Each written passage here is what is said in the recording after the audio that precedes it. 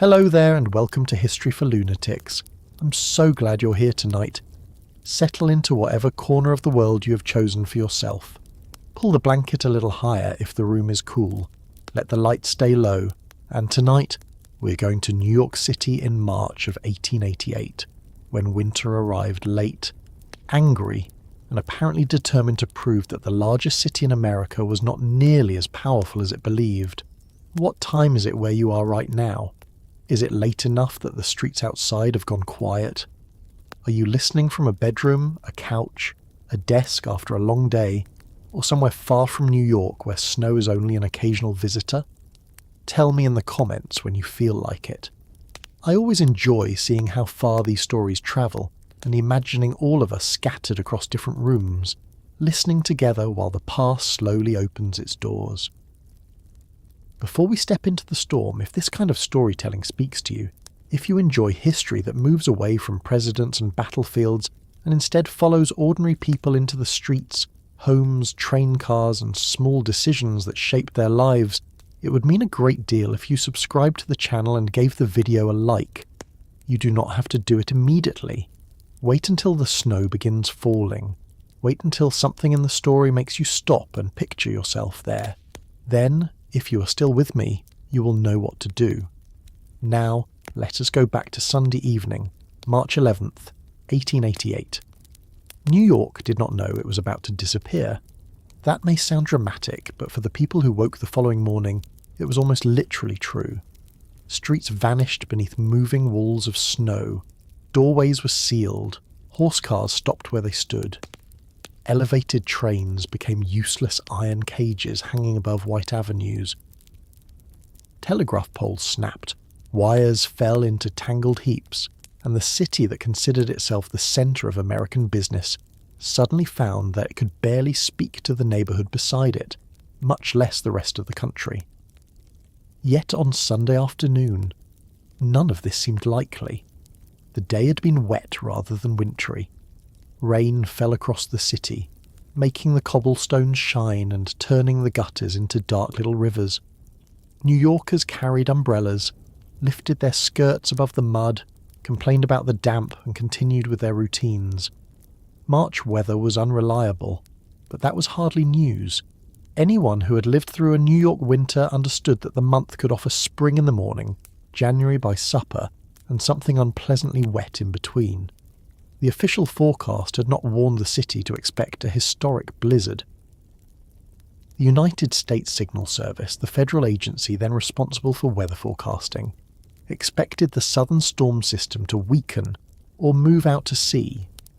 Instead, it encountered cold air moving down from Canada and developed into one of the most severe blizzards in American history. The warning system of 1888 was limited, the science was young, and there were no radio announcements, television maps, phone alerts, or cheerful meteorologists standing in front of swirling coloured graphics. Most New Yorkers went to sleep on Sunday expecting an unpleasant Monday, not a disaster. Picture the city as evening settled in. Gas lamps burned along the main streets, each one creating a small yellow circle in the rain.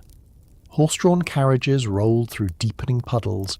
Elevated trains clattered above 2nd, 3rd, 6th and 9th Avenues, carrying passengers past rows of brownstones, tenements, theatres, shops, saloons, churches and offices. Ferryboats crossed the rivers. Bells rang. Hooves struck stone. Wheels rattled over iron tracks embedded in the streets. New York was noisy even by the standards of the 19th century. More than 1 million people lived within it, and hundreds of thousands more lived across the East River in Brooklyn, which was still a separate city. Every morning the streets filled with clerks, factory workers, longshoremen, shopgirls, bankers, messengers, policemen, peddlers, domestic servants, newspaper boys, and horses, especially horses. The city depended on them for transportation, freight, deliveries, fire engines, ambulances, streetcars, and nearly every heavy task that required something stronger than a human back. The modern city likes to imagine itself as a machine, but New York in 1888 was a machine powered largely by muscle, coal, steam, and animals. It worked because thousands of separate parts moved at the proper time. Milk had to arrive before breakfast. Coal had to reach furnaces. Newspapers had to leave the printing offices. Employees had to reach their desks. Horses had to be fed. Ferries had to cross. Telegraph operators had to keep messages moving. If one part slowed, the others felt it. The approaching storm was about to stop almost all of them. Inside an ordinary apartment that Sunday night, a family may have heard rain ticking against the windows while supper was cleared away. The father might have glanced outside and decided that the morning journey to work would be unpleasant. The mother may have checked the coal scuttle, not because she expected to be trapped, but because someone always had to check it. Children may have been pleased by the possibility of snow, though school closings were not granted with the same generous enthusiasm that modern children have come to expect. Employers were not known for treating bad weather as a persuasive excuse either. Many workers understood that if they failed to appear on Monday morning, they might lose a day's wages or perhaps the job itself. That detail matters. When we hear that people walked into the blizzard, attempted to board trains, or left safe buildings during dangerous conditions, it can be easy to wonder why they did not simply stay home. But staying home was a choice available mainly to people who could afford the consequences. A clerk with a secure position might risk angering his employer. A labourer paid by the day could not. A domestic servant might already live in her employer's house, but another could face dismissal if she failed to arrive. A shop girl living several miles from work might know that hundreds of others were ready to take her place. There was no official emergency message telling New Yorkers that normal expectations had been suspended. No mayor appeared on a screen asking everyone to remain indoors. Sunday evening simply grew colder. The rain thickened, and the city went to bed under rules that still belonged to an ordinary week. Sometime during the night, the rain changed. At first, the snow may have looked harmless, wet flakes dissolving against pavement that had been washed by hours of rain. Then the temperature continued falling. The flakes stopped melting. Slush formed on sidewalks and rails. Water froze around switches and wheels. Wind began driving the snow sideways, pushing it against stoops, fences, walls, and the legs of anyone still outside. By midnight, New York was no longer experiencing a passing shower. The storm had begun arranging the city according to its own design. Snow did not settle evenly. The wind lifted it from open spaces and hurled it into narrow ones. One section of pavement might remain partly exposed while a drift rose several feet high only a short distance away. Building corners created violent currents. Alleys filled, steps disappeared. Snow gathered against front doors, sometimes making them impossible to open from inside. In lower parts of the city, where streets were narrow and buildings crowded close together, the wind forced snow through cracks around windows and beneath doors. People woke during the night to unfamiliar sounds. Loose shutters struck walls, chimneys groaned, signs creaked above storefronts, telegraph and telephone wires hummed, whipped and strained under wind and ice. Horses shifted nervously in stables. The storm pressed against windows with enough force to make the glass tremble. Think for a moment about what it would mean to hear that from bed in 1888. There was no way to reach for a phone and examine a radar map. You could not see where the storm began, where it might end, or whether another band of snow was moving toward you. Weather arrived at the window without explanation. You understood it by listening to the building, watching the fire, and perhaps opening the door for a few dangerous seconds to look outside. A man in a boarding house might pull on his trousers, walk to the front window, and see almost nothing beyond the glass. A woman living in a tenement might notice cold air entering round the frame and use rags to block it. A hotel clerk working through the night might watch guests come in covered with wet snow and then hear them describe conditions only a few streets away as if they had crossed open country. The storm was turning distance into something strange. A journey of 10 blocks could become impossible. A familiar corner could no longer be recognised. Landmarks vanished behind blowing snow. Gas lamps, where they remained lit, appeared as weak yellow spots and then disappeared again. A person could stand in a street travelled every day and lose all sense of direction. This is one of the frightening things about a true blizzard. It does not merely make travel difficult, it removes the information you normally use to move through the world. You cannot judge distance, you cannot see obstacles, sounds arrive from uncertain directions, snow enters your eyes and mouth, wind forces you to lower your head, which means you see even less. The ground itself changes beneath your feet as shallow snow becomes a drift deep enough to reach your waist. By the early hours of Monday, the city was being buried faster than anyone could clear it. The recorded total in Central Park eventually reached 21 inches, but the official measurement does not fully describe what New Yorkers faced. Powerful winds drove the snow into enormous drifts, some reaching the height of the first or even second floors of buildings. Across the wider northeast, snowfall totals were much greater in places, and the storm produced drifts reported at more than 50 feet. The snowfall, wind, and intense cold combined to paralyze transportation from the Chesapeake region through New England and into Canada.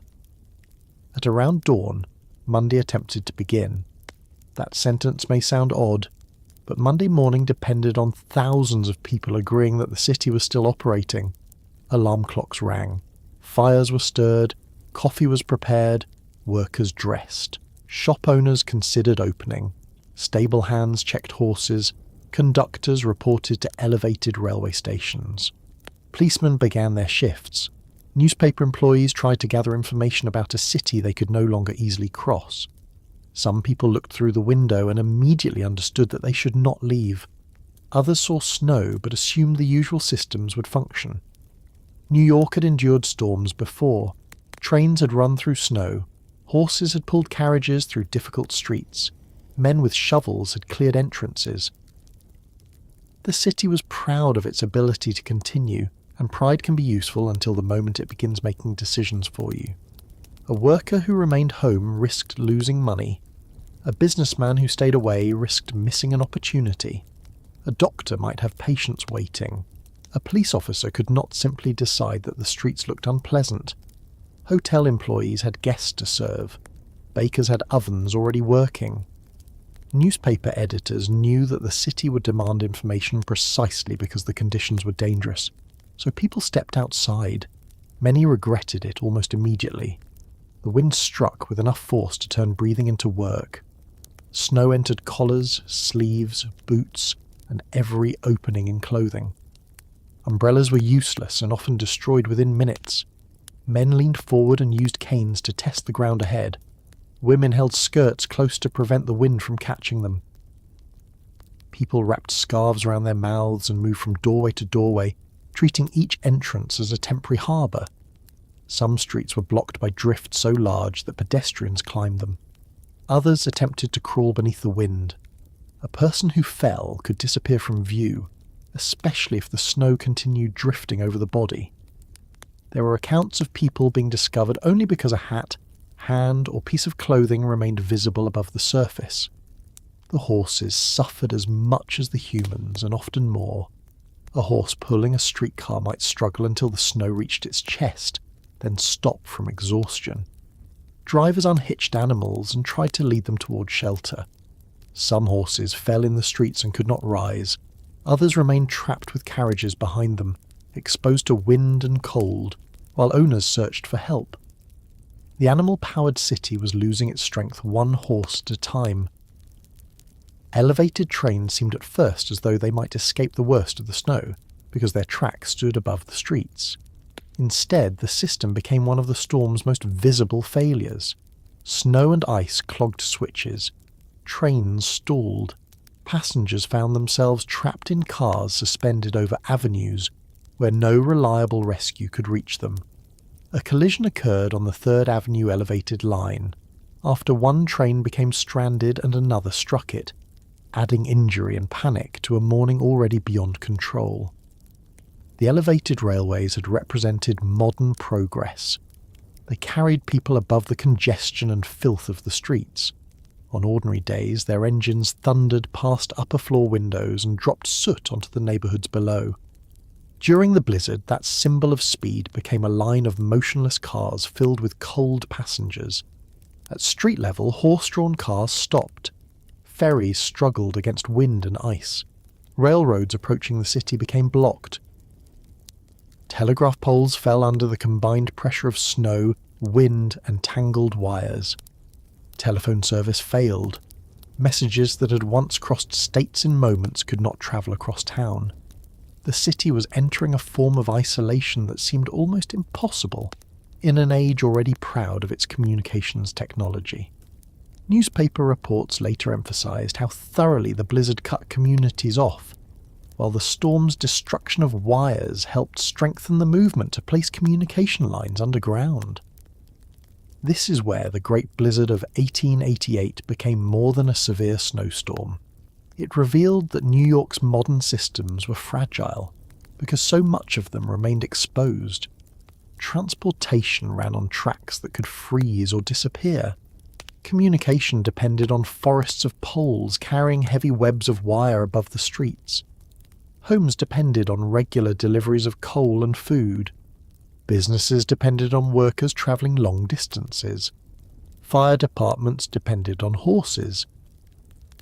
Hospitals depended on doctors and supplies being able to move. The city had created extraordinary complexity without creating much protection for it. And still, on that Monday morning, individual New Yorkers tried to continue. William Steinway, the piano manufacturer, recorded that he faced the most frightening snowstorm he had ever experienced. His carriage became stuck repeatedly, and he struggled through deep snow near his Gramercy Park home. His family returned from a cancelled theatre performance covered in snow. Around the city, similar stories unfolded without being written into diaries. Clerks walked until they could walk no farther. Servants reached houses hours late. Shopkeepers opened doors and found no customers. Policemen tied ropes around their bodies so they could cross dangerous streets without becoming lost. Somewhere in Manhattan, a mother looked through a window and waited for a husband who had left before dawn. Somewhere else, an employer wondered why his staff had not arrived, perhaps still believing determination ought to be stronger than weather. In a stable, a boy rubbed a horse's legs and tried to keep the animal standing. In a telegraph office, an operator repeatedly tested a deadline. At a hotel desk, strangers who had expected to leave that morning learned that they might be staying much longer. Food became a concern almost immediately. New York did not store everything it consumed within walking distance. Milk came into the city each day. Coal arrived by cart. Fresh meat and produce moved through markets and rail terminals. Wealthier households might have supplies stored in pantries and cellars, but poor families often bought food in small quantities because they lacked both money and space. Missing a delivery was not a minor inconvenience when there was little in the cupboard to replace it. Heat was just as important. Coal furnaces and stoves required fuel, and fuel required someone to carry it. A comfortable parlour could remain warm while a tenement room became dangerously cold. Landlords were not always attentive. Chimneys could fail, stoves could smoke. Families gathered near whatever heat they possessed, and tried to prevent drafts from entering through thin walls and loose windows. The storm did not treat every New Yorker equally. A wealthy family could remain inside a well-built house, eat stored food, burn coal, and ask servants to manage the discomfort. A poor family might share 2 rooms with several people, depend on a single stove, and watch its small supply of fuel disappear. A businessman stranded in a hotel could pay for a room and meal. A labourer trapped far from home might spend his last coins on shelter, or attempt the walk instead. Even the ability to be rescued depended partly on where you were, who noticed you, and whether anyone could reach you. By Monday afternoon, the snow had not politely completed its work and moved away. It continued falling. Wind continued shaping drifts. The city had already lost control of its streets, yet the storm was still building walls across them. Newspaper offices became islands of confused information. Reporters gathered stories from people who staggered through the doors. Rumours moved faster than confirmed facts. A train had been buried. A roof had collapsed. A ferry was missing. People had frozen in the streets. No one yet knew the full scale of what was happening because the tools normally used to collect information had failed. The disaster would eventually be blamed for more than 400 deaths across the affected region, with frequently cited estimates placing about 200 of those deaths in New York City. Some victims froze outdoors. Others died in accidents, fires, collapses, or medical emergencies that could not receive help. Boats were lost along the coast. Railroad passengers remained trapped. The number itself is staggering, but the number came later. During the storm, death appeared one doorway, one street, and one missing person at a time. For those still safe inside, Monday evening arrived without a normal day having taken place. Businesses had not truly opened. Courts could not function. The stock exchange was nearly empty. Schools closed. Deliveries stopped. Streets became canyons of snow. Fires burned behind windows while people listened for footsteps on the stairs and wondered who had made it home. Outside, New York had changed shape. Broadway was no longer Broadway in the usual sense. Wall Street no longer behaved like the financial centre of the nation. Fifth Avenue, the Bowery, the crowded streets of the Lower East Side, the approaches to the ferries, and the avenues beneath the elevated railways all belonged temporarily to the same white confusion. The snow softened the outlines of buildings but made the city more dangerous. It covered garbage, rails, cellar doors, broken wires, dead animals, abandoned carts, and sometimes people. What looked like a smooth drift might conceal a staircase, a wagon, or an open area deep enough to trap someone. Men dug tunnels through the largest banks because climbing over them was impossible. In some places, upper windows became more practical exits than front doors. Imagine looking down from a second-floor room and seeing pedestrians moving almost level with you, because the snow had risen so high against the building. Imagine watching a man vanish around a corner only a few yards away. Imagine knowing that your family member was somewhere in the city, perhaps less than a mile from home, and having no method of contacting them. New York had not been destroyed. Its buildings still stood. Its population was still there. Fires still burned, and people still spoke through walls and across hallways. But the connections that turned those buildings and people into a functioning city had been broken. That is what it meant for New York to vanish. It vanished not from the map, but from itself. A city is more than streets and structures. It is movement. It is communication. It is the assumption that food will arrive, that a train will come, that a message will be delivered, that a doctor can cross town, that a worker can reach the factory, and that someone who leaves home in the morning can return in the evening. The blizzard attacked those assumptions one by one. Yet to understand why the storm caused such complete paralysis, we need to see the New York that existed before the first snowflake held to the pavement.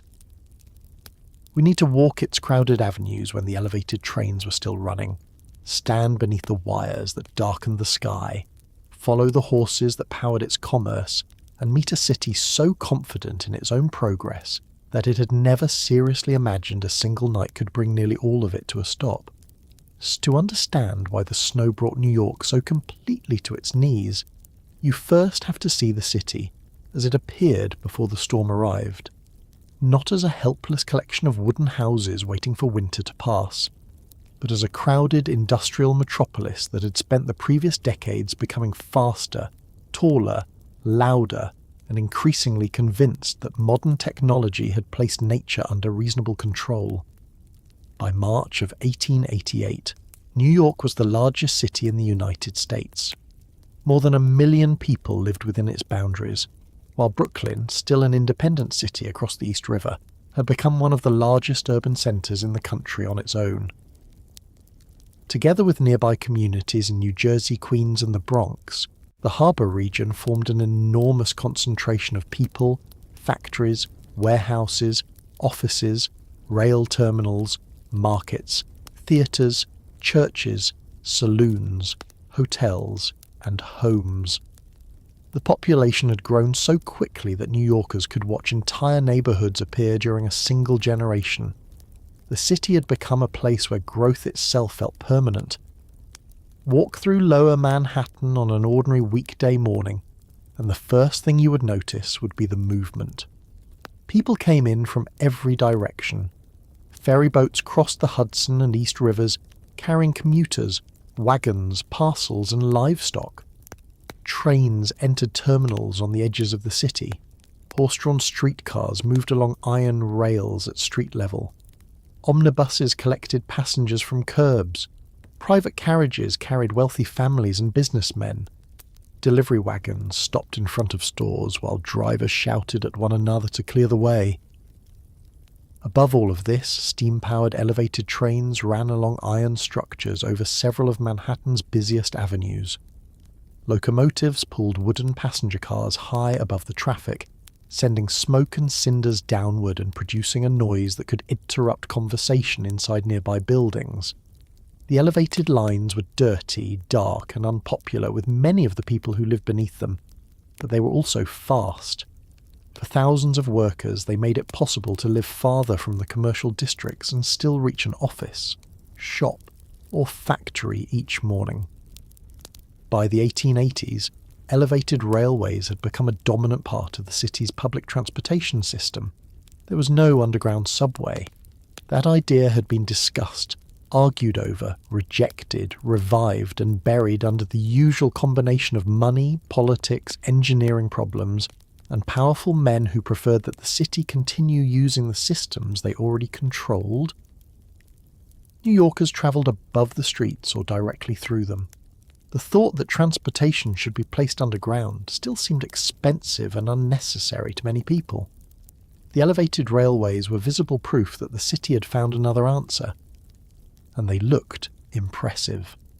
Iron columns rose from the pavement, tracks crossed intersections overhead, stations stood above the avenues, reached by long staircases. Trains arrived every few minutes during busy periods. A man could leave his home uptown, climb above the horses and wagons, and be carried toward his office by steam power. It was difficult to stand on one of those platforms and believe that a simple change in the weather could stop the entire machine. The city had other reasons to feel confident. The Brooklyn Bridge had opened in 1883, joining Manhattan and Brooklyn with a structure unlike anything most New Yorkers had ever seen.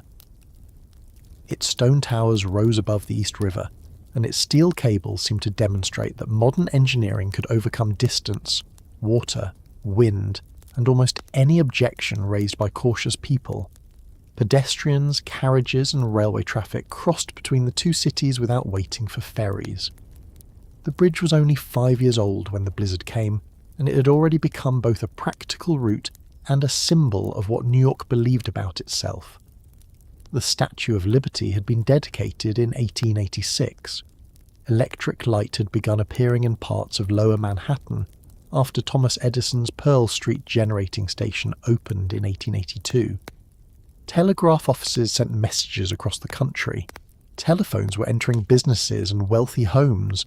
Tall commercial buildings equipped with elevators were changing the skyline. None of these developments had reached everyone, and much of New York still depended on gas lamps, coal stoves, horses, and human labour. But the direction seemed obvious. The future was arriving, and New York expected to be standing at the centre of it. It is important not to confuse technological progress with comfort. The New York of 1888 was modern in some places, and almost painfully primitive in others. A banker might conduct business by telegraph in a building with an elevator, then step outside and nearly place his polished shoe in a pile of horse manure. An electric lamp might glow in one office, while a family several streets away lit its apartment with gas or kerosene. A train could carry passengers above the rooftops, but the streets beneath it remained crowded with animals, mud, refuse, smoke, and people pushing handcarts. Tens of thousands of horses worked in the city. By the end of the 19th century, estimates placed the number at roughly 74,000 or 75,000, housed in thousands of stables. They pulled streetcars, cabs, private carriages, delivery wagons, fire engines, ambulances, hearses, construction equipment, and carts filled with nearly everything New York consumed. There was no ordinary urban function that remained completely separate from them.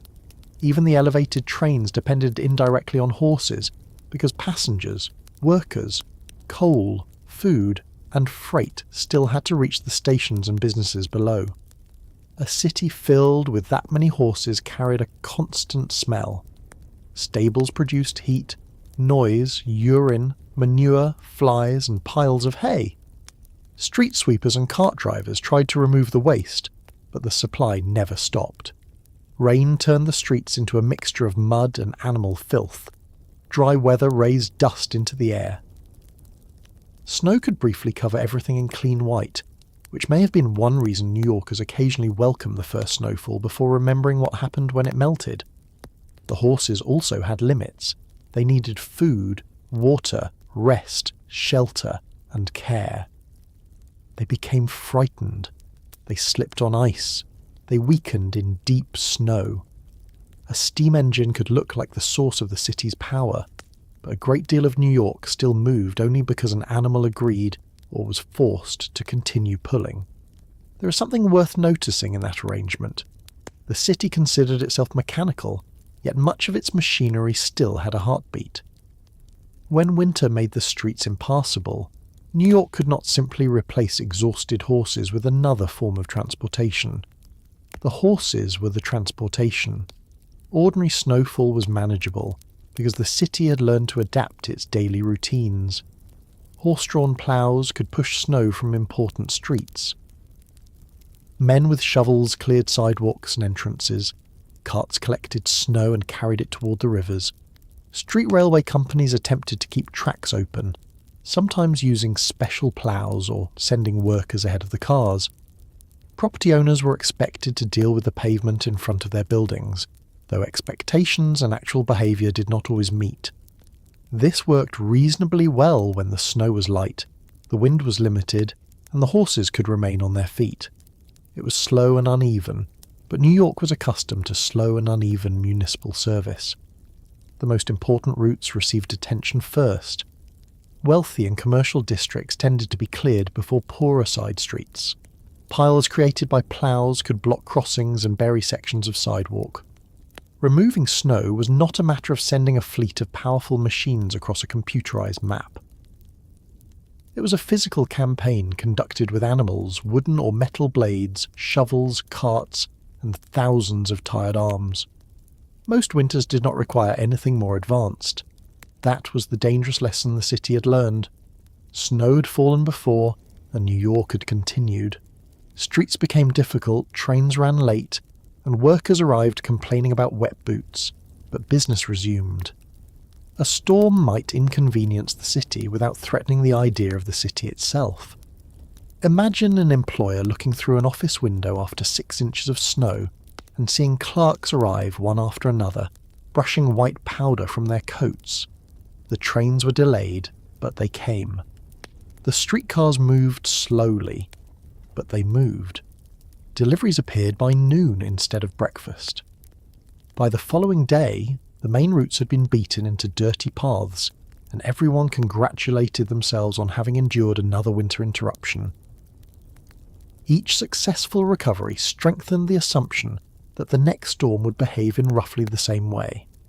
New York's confidence did not come from foolishness, it came from experience. The city had faced fires, epidemics, riots, financial panics, bitter winters, summer heat, and enormous waves of immigration. It had expanded after each crisis. There were always more people arriving, more buildings rising, more money changing hands, and more traffic entering the streets. The city had developed a habit of surviving things, and habits of survival can quietly become beliefs in invulnerability. That belief felt different depending on where you lived. On Fifth Avenue, winter might mean heavy curtains, servants tending furnaces, coal stored in a cellar, and a carriage waiting near the door. A wealthy family could purchase food in quantity, keep several fireplaces burning, and remain home during severe weather without immediately fearing hunger or dismissal. Only a few miles away, a family on the Lower East Side might live in 3 narrow rooms totalling roughly 325 square feet. Tenement apartments were often dark, poorly ventilated and crowded. A large family might share the space with a boarder to help pay the rent. Cooking, washing, sewing, sleeping, and sometimes paid piecework all took place in the same small rooms. A family of 10 living in an apartment of that size was not unknown. Winter entered such homes easily. Cold air came through loose window frames. Damp clothing hung near stoves. Coal had to be purchased, carried and stored, often in small amounts because the family could not afford to buy more at once. Water might need to be drawn from a pump or shared source. Toilets were frequently located in yards or hallways. A child sent to fetch coal, food, or water did not stop being responsible because the weather was unpleasant. A working family also could not stock its rooms as if preparing for a siege. Space was limited and money even more so. Bread might be bought daily, milk was delivered regularly, meat, vegetables and coal arrived through systems that depended on wagons and horses. If those deliveries stopped, the poor felt the interruption first. This is one of the reasons the coming blizzard was never going to be a shared experience in the simple sense. The snow fell across rich and poor neighbourhoods alike, but it did not land on equal lives. One household had a full coal cellar, another had enough fuel for the night. One man could decide not to visit his office. Another knew that missing work meant missing wages. One stranded traveller could enter a hotel and pay for a room. Another might walk farther than was safe because there was nowhere else to go. The city's confidence was built partly by people who had protection from the consequences when its systems failed. Now look upward for a moment, because above the horses, carriages, pedestrians and elevated tracks was another part of New York's modern identity. Poles lined the streets carrying telegraph, telephone, fire alarm and electrical wires. In commercial districts, the number of lines could become extraordinary. Wires crossed one another, sagged between poles past close to buildings, and formed dark webs against the sky. Every wire represented connection. Stock prices, business orders, news reports, private messages, police information, fire alarms and railroad instructions could move rapidly through the network. A merchant no longer had to wait days for a letter to learn what had happened in another city. A newspaper could receive reports from far away and print them for the morning edition. A financial market could react to information almost as soon as it arrived. New Yorkers were proud of this speed, even while complaining that the poles were ugly and the wires dangerous.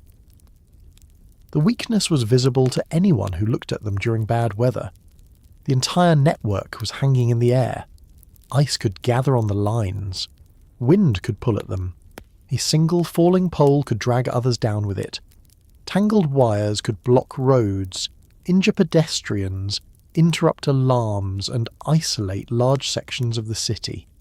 There had already been arguments about placing utility lines underground, but doing so required money, coordination, and the cooperation of companies that had little desire to rebuild working systems merely because someone imagined a future disaster. People are often very practical about dangers that have not happened yet. If a system works today, spending a fortune to protect it from tomorrow can appear wasteful. Then tomorrow arrives, and the old calculations begin to look ridiculous. New York's food system carried the same hidden weakness.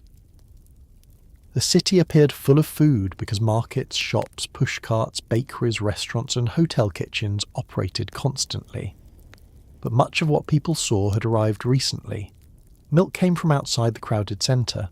Meat moved through rail lines, slaughterhouses and markets. Produce came by wagon, train and boat. Coal reached homes and businesses through an enormous chain of miners, railroads, ships, wholesalers, carters and labourers. The abundance was real, but it depended on movement. Stop the trains and food remained outside the city. Stop the ferries and workers and goods remained across the water. Stop the horses and supplies accumulated in terminals without reaching neighbourhoods. Block the streets, and a warehouse full of flour became useless to a family that could not get to it. Modern New Yorkers live inside similar systems, but most of us rarely see them. We enter a shop and assume the shelves will be full. We turn a control and expect heat. We tap a screen and expect information. The people of 1888 were less removed from the labour behind their supplies, but they still trusted the chain. The milk wagon normally came. The coal dealer normally sent a cart. The baker normally opened. That word normally held the city together. The fire department depended on movement too. Engines and ladder wagons were pulled by teams of horses trained to respond when alarm sounded. Firefighters could move quickly under ordinary conditions, but they could not fly over blocked streets. A fire in a snowstorm could become especially dangerous because water froze, hydrants became buried, horses lost their footing, and firefighters struggled to locate the building through wind and darkness. Doctors faced the same problem. A physician might receive a message that someone was ill, but receiving the message and reaching the patient were separate matters. Hospitals could not send motor ambulances because motor ambulances did not yet form part of the city's emergency system. A patient's survival might depend on a horse, a driver, and a clear enough street. Even death required transportation. Undertakers, hearses, cemetery workers and grave diggers all belonged to the network of movement. When the storm stopped that network, the city would discover that it could not easily care for the living or remove the dead. Still, before March 11th, few people saw all these weaknesses at once. The elevated railway company saw trains, the telegraph company saw wires, the streetcar company saw tracks and horses, the grocer saw deliveries, the landlord saw coal, the city government saw separate departments and contracts. Each system appeared capable of handling its own problems. The blizzard would combine those problems. Snow would stop the horses. Stopped horses would halt streetcars, fire engines, ambulances, food carts, and coal deliveries. Wind would bring down wires. Fallen wires would interrupt communication and block streets already buried by drifts. Elevated trains would stall, leaving passengers trapped above avenues that rescuers could barely cross. Railroads would fail beyond the city, preventing supplies and travellers from entering. Ferries would struggle in the rivers. Workers would be separated from businesses. Families would be separated from one another. The city had prepared for winter as a collection of inconveniences. It had not prepared for winter as a single event capable of attacking every part of urban life at the same time. There was another reason New Yorkers felt relatively safe as March approached. The worst of winter seemed to be ending. March could be cold, certainly. Snow was possible. But the calendar itself offered reassurance. Days were lengthening. Spring stood only a little farther ahead. Shop windows began displaying lighter clothing. Families looked toward Easter. Businesses made plans for the coming season. A severe storm felt more natural in January or February. By the second week of March, many people had begun lowering their guard without consciously deciding to do so.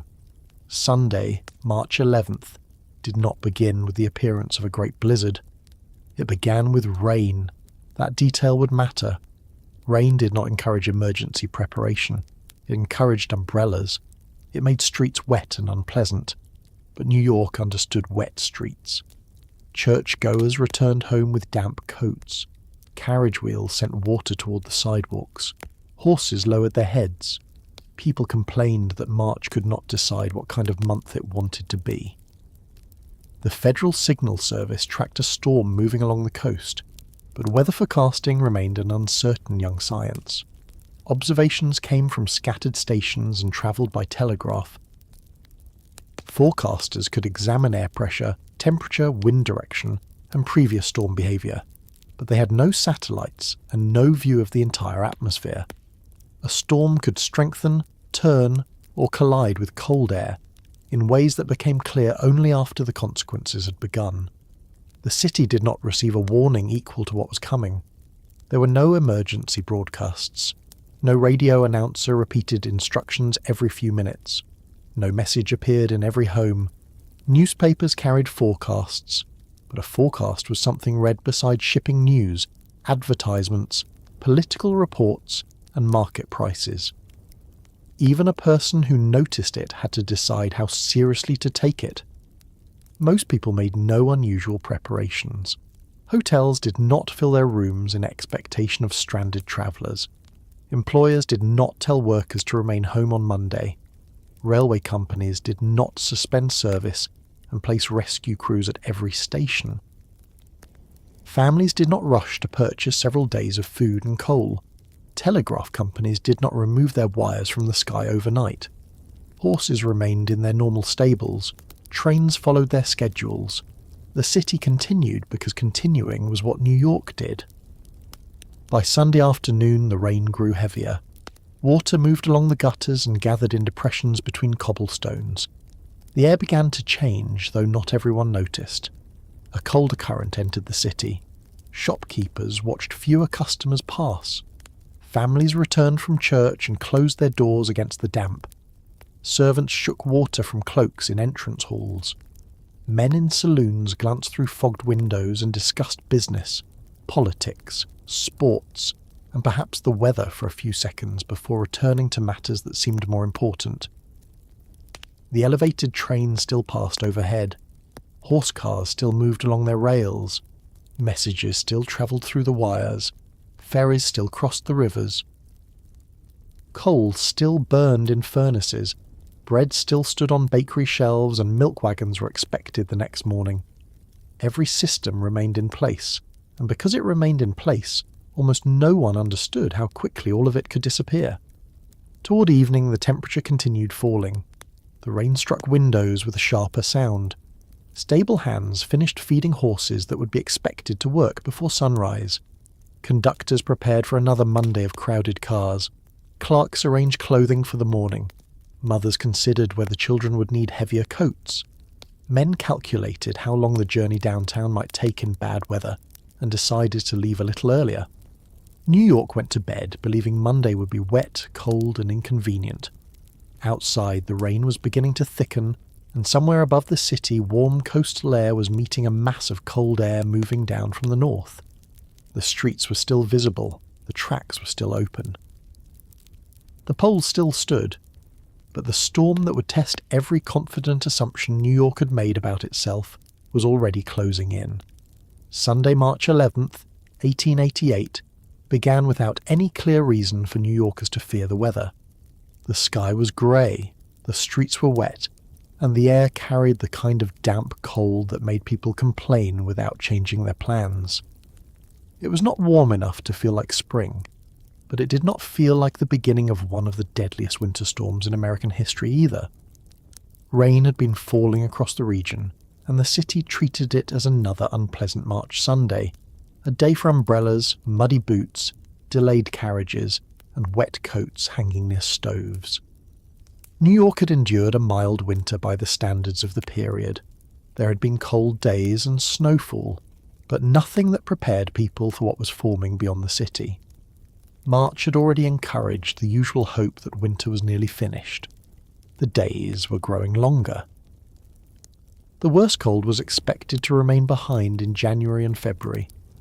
Even experienced New Yorkers, people who understood how quickly the weather could change along the coast, had little reason to imagine that the rain outside their windows would become a storm remembered for generations. Church bells sounded through the wet morning. Families crossed slick pavements in their Sunday clothing, moving carefully around puddles, wagon wheels, and piles of street dirt softened by the rain. Men carried umbrellas that bent beneath occasional gusts. Women lifted the hems of their dresses to keep them above the mud. Children were told not to step into the gutter and then stepped into it anyway. Horses pulled carriages through water collecting between the cobblestones, their hooves striking the street with a duller sound than usual. The city was quieter on Sunday than during the working week, but it was never truly still. Ferries continued crossing the rivers. Elevated trains passed above the avenues. Hotels remained busy. Restaurants, saloons, railway stations, stables, newspaper offices, police stations, and telegraph rooms continued operating. Domestic servants prepared meals and tended fires. Bakers worked ahead for Monday morning. Stable hands fed horses that would be expected to begin moving freight and passengers before sunrise. No one was preparing for a siege. A family with enough money might have coal stored in the cellar and several days of food in the pantry, but that was normal household management rather than storm preparation. A poorer family might have only enough coal to last through the night and enough bread for breakfast. Milk was expected to arrive the next morning. Grocers were expected to open. Employers were expected to demand that workers appear on time. Nothing in the ordinary rhythm of Sunday suggested that those expectations should be reconsidered. Weather forecasting existed, but it did not reach people with the speed or certainty we now take for granted. The United States Signal Service gathered observations from stations connected by telegraph and produced forecasts based on air pressure, temperature, wind, and the recent movement of storms. The work was serious, but the available picture of the atmosphere was incomplete. There were no satellites watching clouds gather over the continent. There was no weather radar showing bands of rain and snow. Forecasters depended on reports arriving from scattered locations, and a missing observation or mistaken estimate could change the entire interpretation of a storm. The system approaching the East Coast had developed from a broad area of rain in the South and Middle Atlantic states. At the same time, a mass of bitterly cold air was moving down from Canada. The storm's eventual violence came from the way these conditions met and intensified near the coast. Modern reconstructions show how rapidly the pressure system deepened and how the circulation pulled colder air into the region. But the people watching the weather in 1888 could not see the whole process unfolding. They knew there was rain. They knew colder weather was possible. They did not know New York was about to experience a drop from temperatures near freezing into single digits, while heavy precipitation continued. The official expectations did not communicate the scale of the danger. No urgent message told the population to remain indoors. No authorities ordered railways to stop service before the tracks became blocked. No city department began placing food and coal in emergency shelters. Shop owners did not cover their windows against violent wind. Employers did not send word that Monday's work had been cancelled. Even had the signal service predicted a severe storm more clearly, the message would still have travelled through newspapers, telegraph offices, signal flags, and word of mouth. Large numbers of people might never have received it before leaving home. That Sunday afternoon, rain continued falling. Inside a tenement on the Lower East Side, the weather may have meant more dampness than danger. Wet clothing took a long time to dry in crowded rooms. Water entered around loose window frames. Children returning from the street brought mud onto floors already difficult to keep clean. Coal smoke mixed with the smells of cooking, wool, kerosene, and too many people living close together. A mother might place shoes near the stove and warn the children not to move them too close to the heat. She would look at the coal remaining in the scuttle and calculate whether someone should buy more before the shops closed. That calculation had nothing to do with a blizzard. It was part of the ordinary mathematics of poverty. Coal cost money. Carrying it upstairs required effort. Storing it required space. Families often bought what they needed in small quantities because buying more was impossible. In a wealthier brownstone farther uptown, servants dealt with the wet weather. Fires were maintained, lamps prepared, and dinner arranged. The family might discuss the rain as an inconvenience for the next morning's appointments.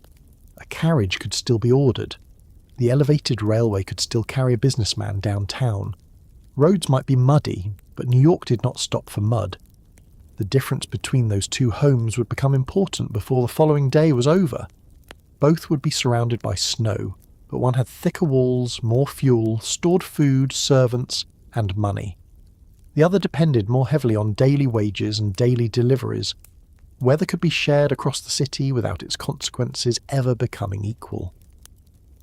By late afternoon, the air began changing. The temperature did not collapse all at once.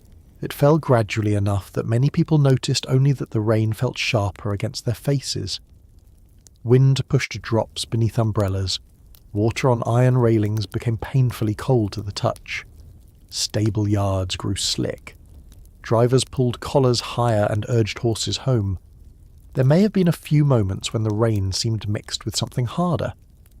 A piece of sleet struck a window. Small grains of ice appeared on a coat sleeve and melted.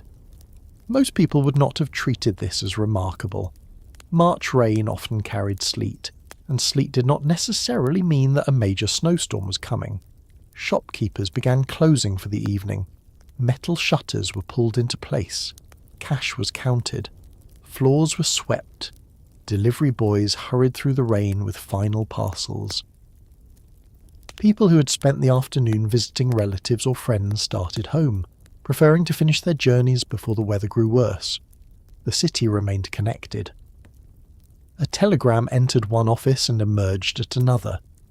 Telephone bells rang in the limited number of homes and businesses equipped with them. Fire alarm wires remained ready to carry signals. The elevated trains continued running over the avenues, their locomotives sending steam and smoke into wet air. Horse cars moved along tracks shining with rain. Ferries pushed through the rivers beneath a low sky. Every one of these systems was vulnerable, yet none had failed. That fact encouraged confidence. People tend to judge danger by what is working at the moment they look. The train is moving, so the railway appears safe.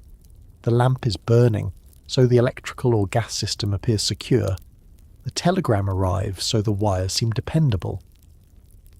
A storm capable of stopping all of them remained difficult to imagine while they were still performing normally. In the city stables, the evening routine continued. Horses returned from long shifts wet, tired, and spattered with mud. Harnesses were removed. Animals were rubbed down, watered, and fed. Stable workers inspected hooves and legs for injuries.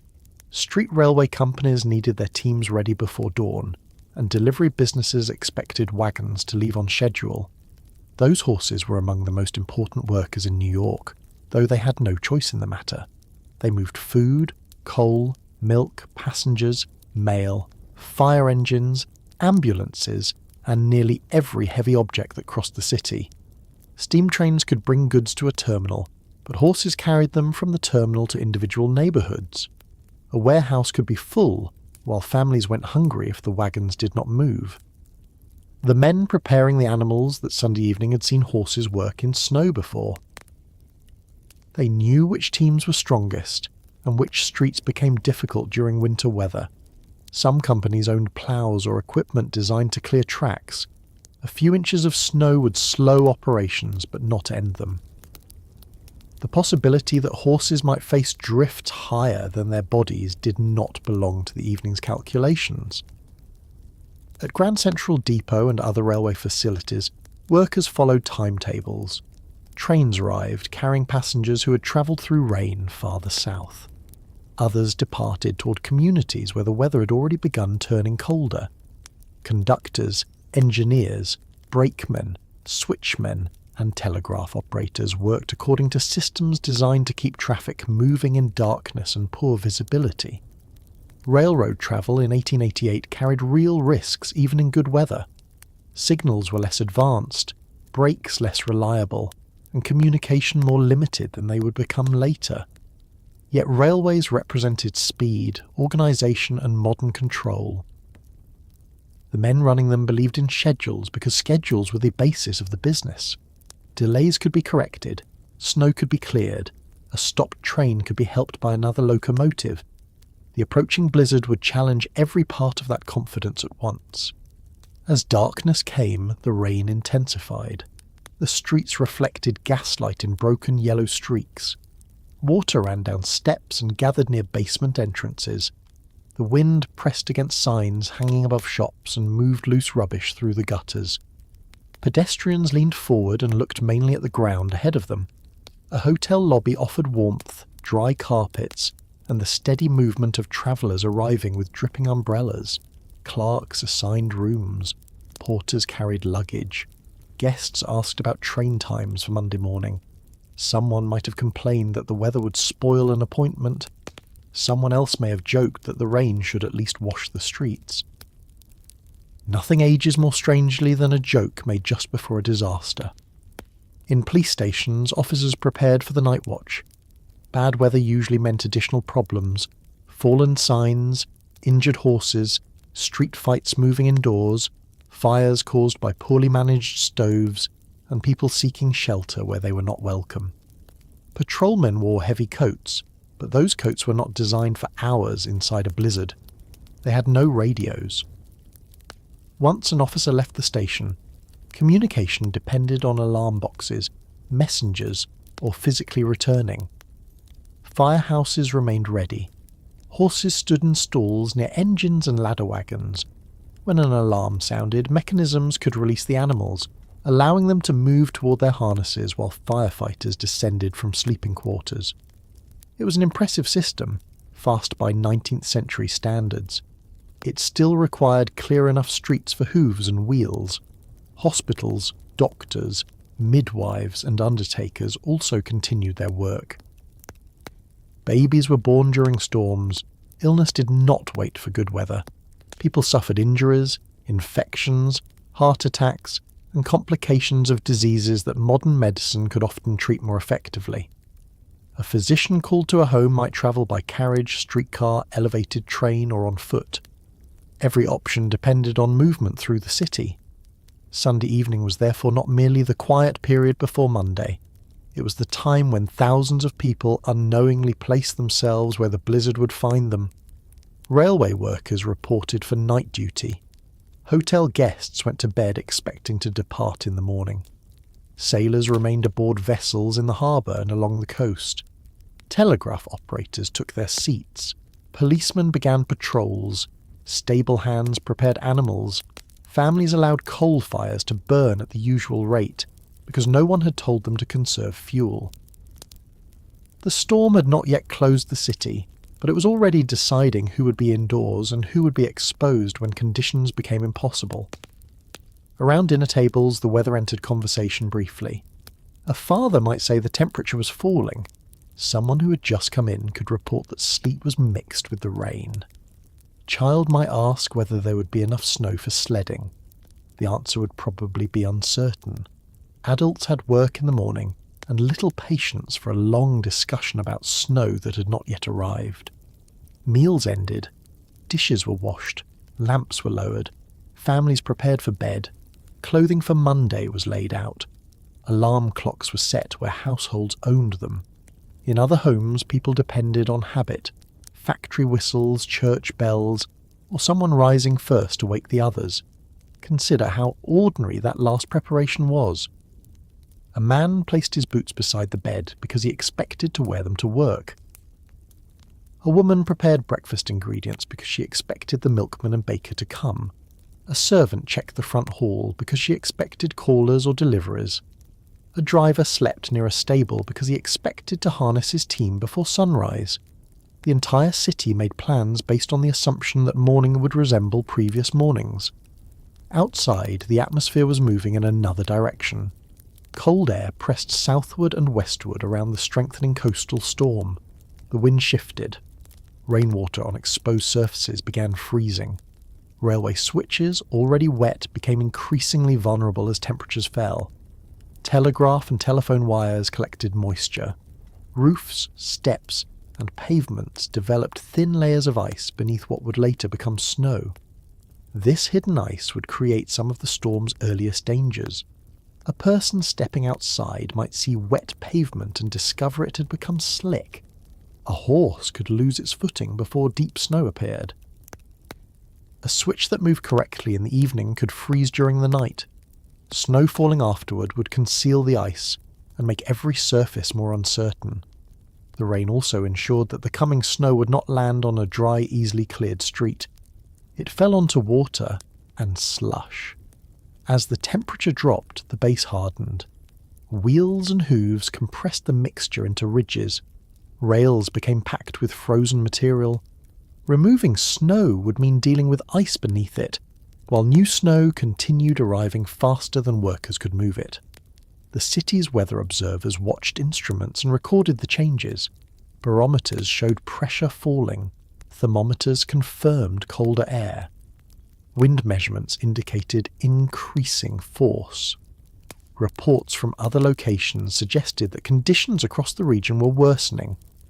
But observations made inside offices and stations still had to become warnings, and warnings still had to reach a population already settling into sleep. Later accounts describe the storm as a surprise, though not because no one saw bad weather at all. Rain had been obvious. Colder temperatures were apparent. The surprise lay in the speed and scale of the transformation. A rainy Sunday was about to become a blinding snowstorm lasting well into the week. The storm would drop roughly 21 inches in Central Park, with larger amounts elsewhere around the region, but snowfall depth alone would not explain the disaster. Powerful wind would create enormous drifts, while the temperature in New York fell from about 33 degrees Fahrenheit to around 8 degrees during March 12th. Rain changed to snow at approximately 1 in the morning, and after that the city had very little time to adjust. Before that change, there was a period when the rain and cold seemed to compete. Drops struck windows and then began sounding harder. Gutters carried water while ice formed along their edges. On rooftops, runoff froze near drains. Wind drove moisture into cracks in buildings. People sleeping close to poorly fitted windows pulled blankets tighter without fully waking. In tenements, several people might share one bed or sleep on mattresses arranged across the floor. Crowding, which was dangerous during disease outbreaks and exhausting during summer heat, provided some warmth in winter. Coal stoves remained lit, but the rooms farthest from them could grow cold quickly. A family might block a doorway with cloth to keep heat from escaping into the hall. Wealthier homes held the cold at a greater distance. Furnaces and fireplaces warmed several rooms. Heavy curtains reduced drafts. Servants woke to tend fires. Yet even there, the wind could be heard moving around chimneys and shaking windows. Large houses had their own vulnerability. More rooms to heat, more glass exposed to the weather, more dependence on servants and fuel. Near the waterfront, the danger was growing more serious. Vessels in the harbour and along the coast faced worsening wind, poor visibility, and waves driven by the developing storm. Captains had to decide whether to remain where they were, seek shelter, or continue a voyage.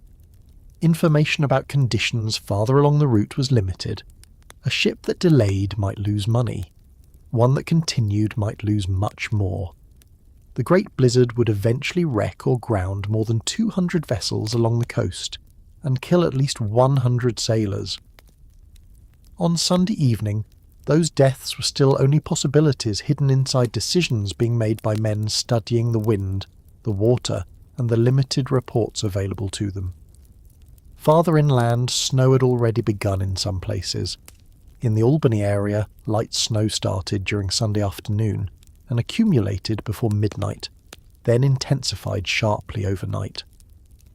Information from such locations did not automatically provide New York City with a complete warning.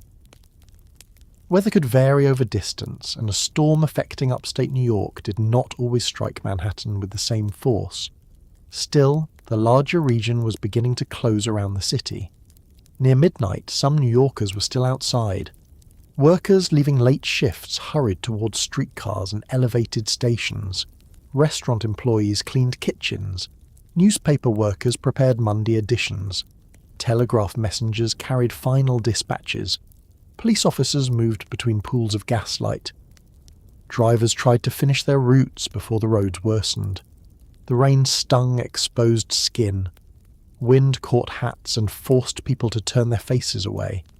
Thin ice appeared on railings and carriage steps. Horses breathed clouds of vapour and pulled against harnesses made heavy with water. Wheels splashed through slush beginning to form near the curbs. A man entering his home at that hour might stamp his boots and announce that the weather was turning ugly.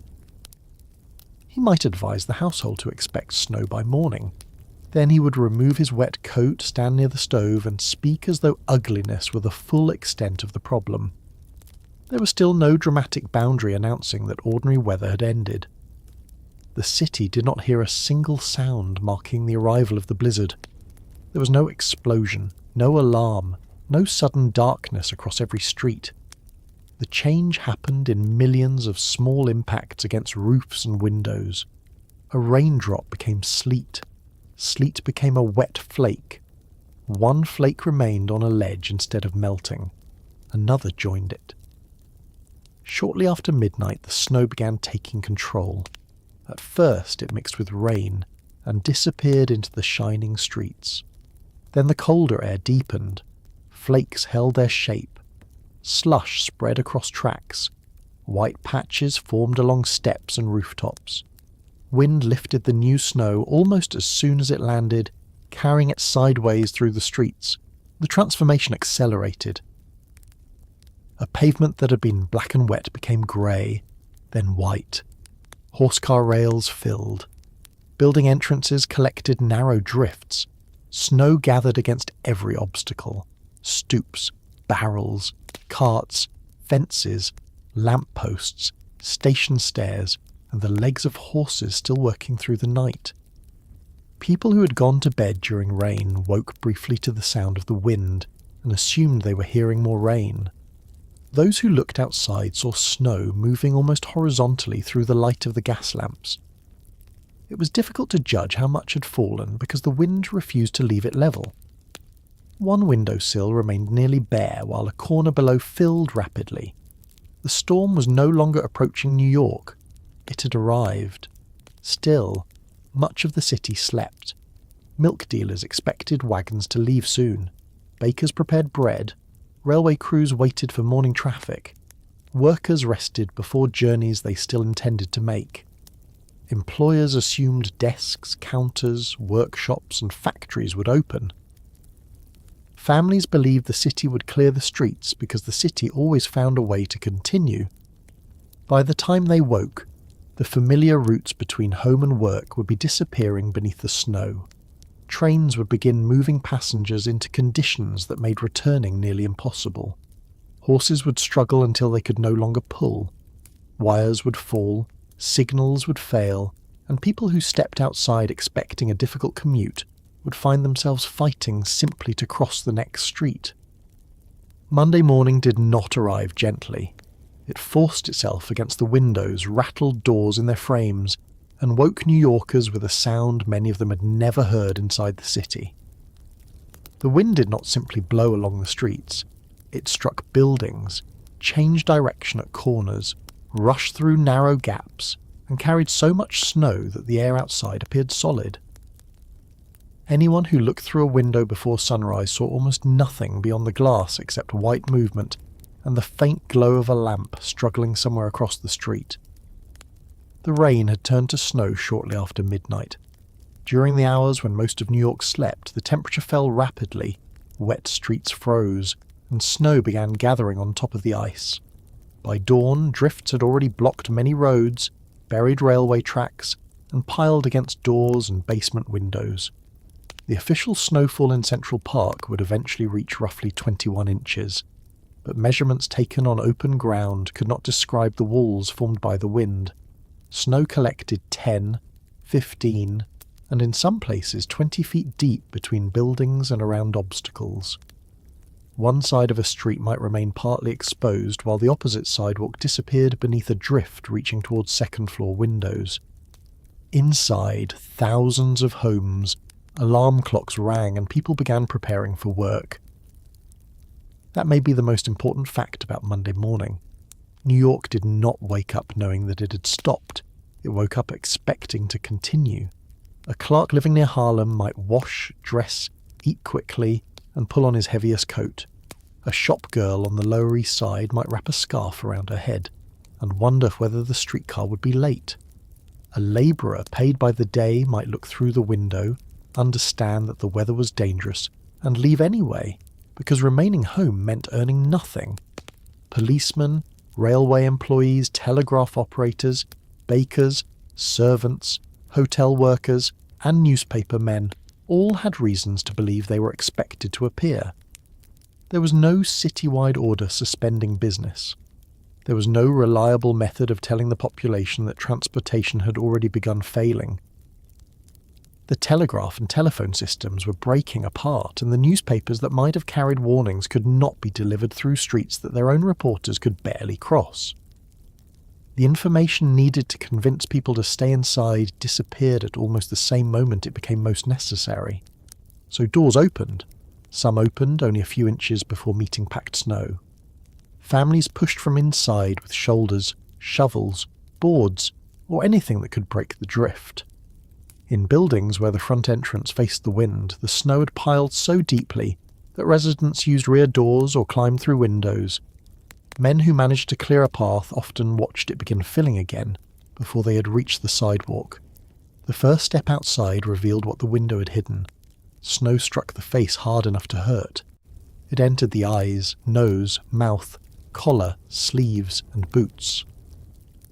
The wind forced pedestrians to turn sideways or lean forward at an angle that would have looked almost comical in safer conditions.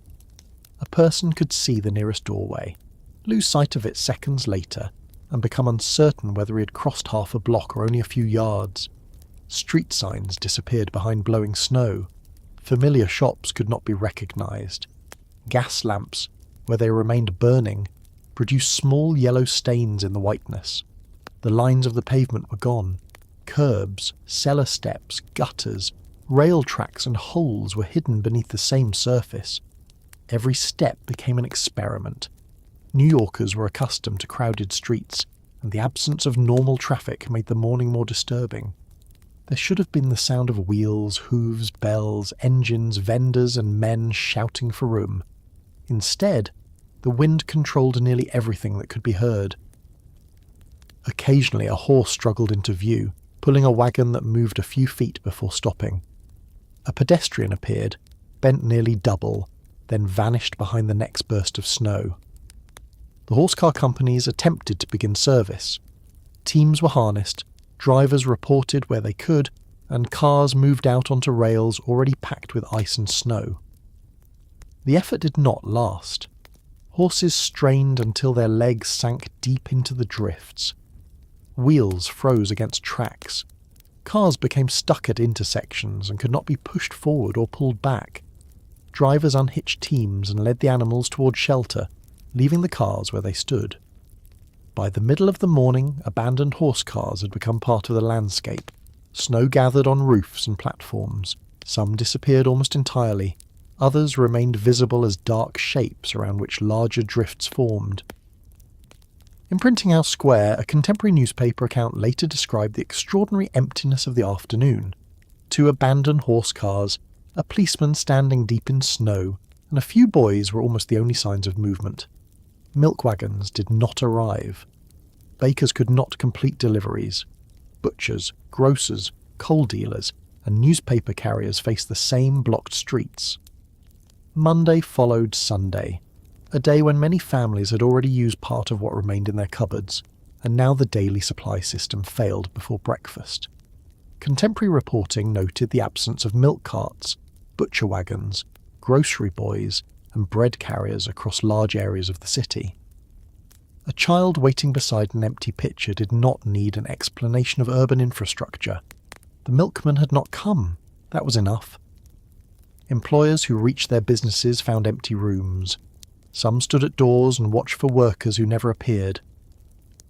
Stores remained closed because owners, clerks, and customers could not reach them. Offices near Wall Street opened with only a fraction of their staff. Banks lacked messengers and clerks. The New York Stock Exchange could not conduct normal trading and would remain closed for 2 days, a weather-related interruption of unusual length that would not be matched until Hurricane Sandy in 2012. Yet the greatest symbol of Monday morning's confidence was not found at street level. It stood above the avenues. The elevated railway had been built partly to escape the congestion below. Its tracks rose above horses, wagons, mud, and ordinary street obstructions. Many people assumed that snow on the ground could not seriously affect trains running on iron structures overhead. That belief lasted only a few hours. Before dawn, railway workers reached storage yards at places such as 145th Street on the west side and 89th Street on the east side. They found engines and cars blocked by drifts. Crews worked with brooms, shovels, and pails of salt water to free rails and switches. The salt water itself began freezing in the pails. Each cleared section filled again as the wind pushed more snow across it. The rails were coated with ice.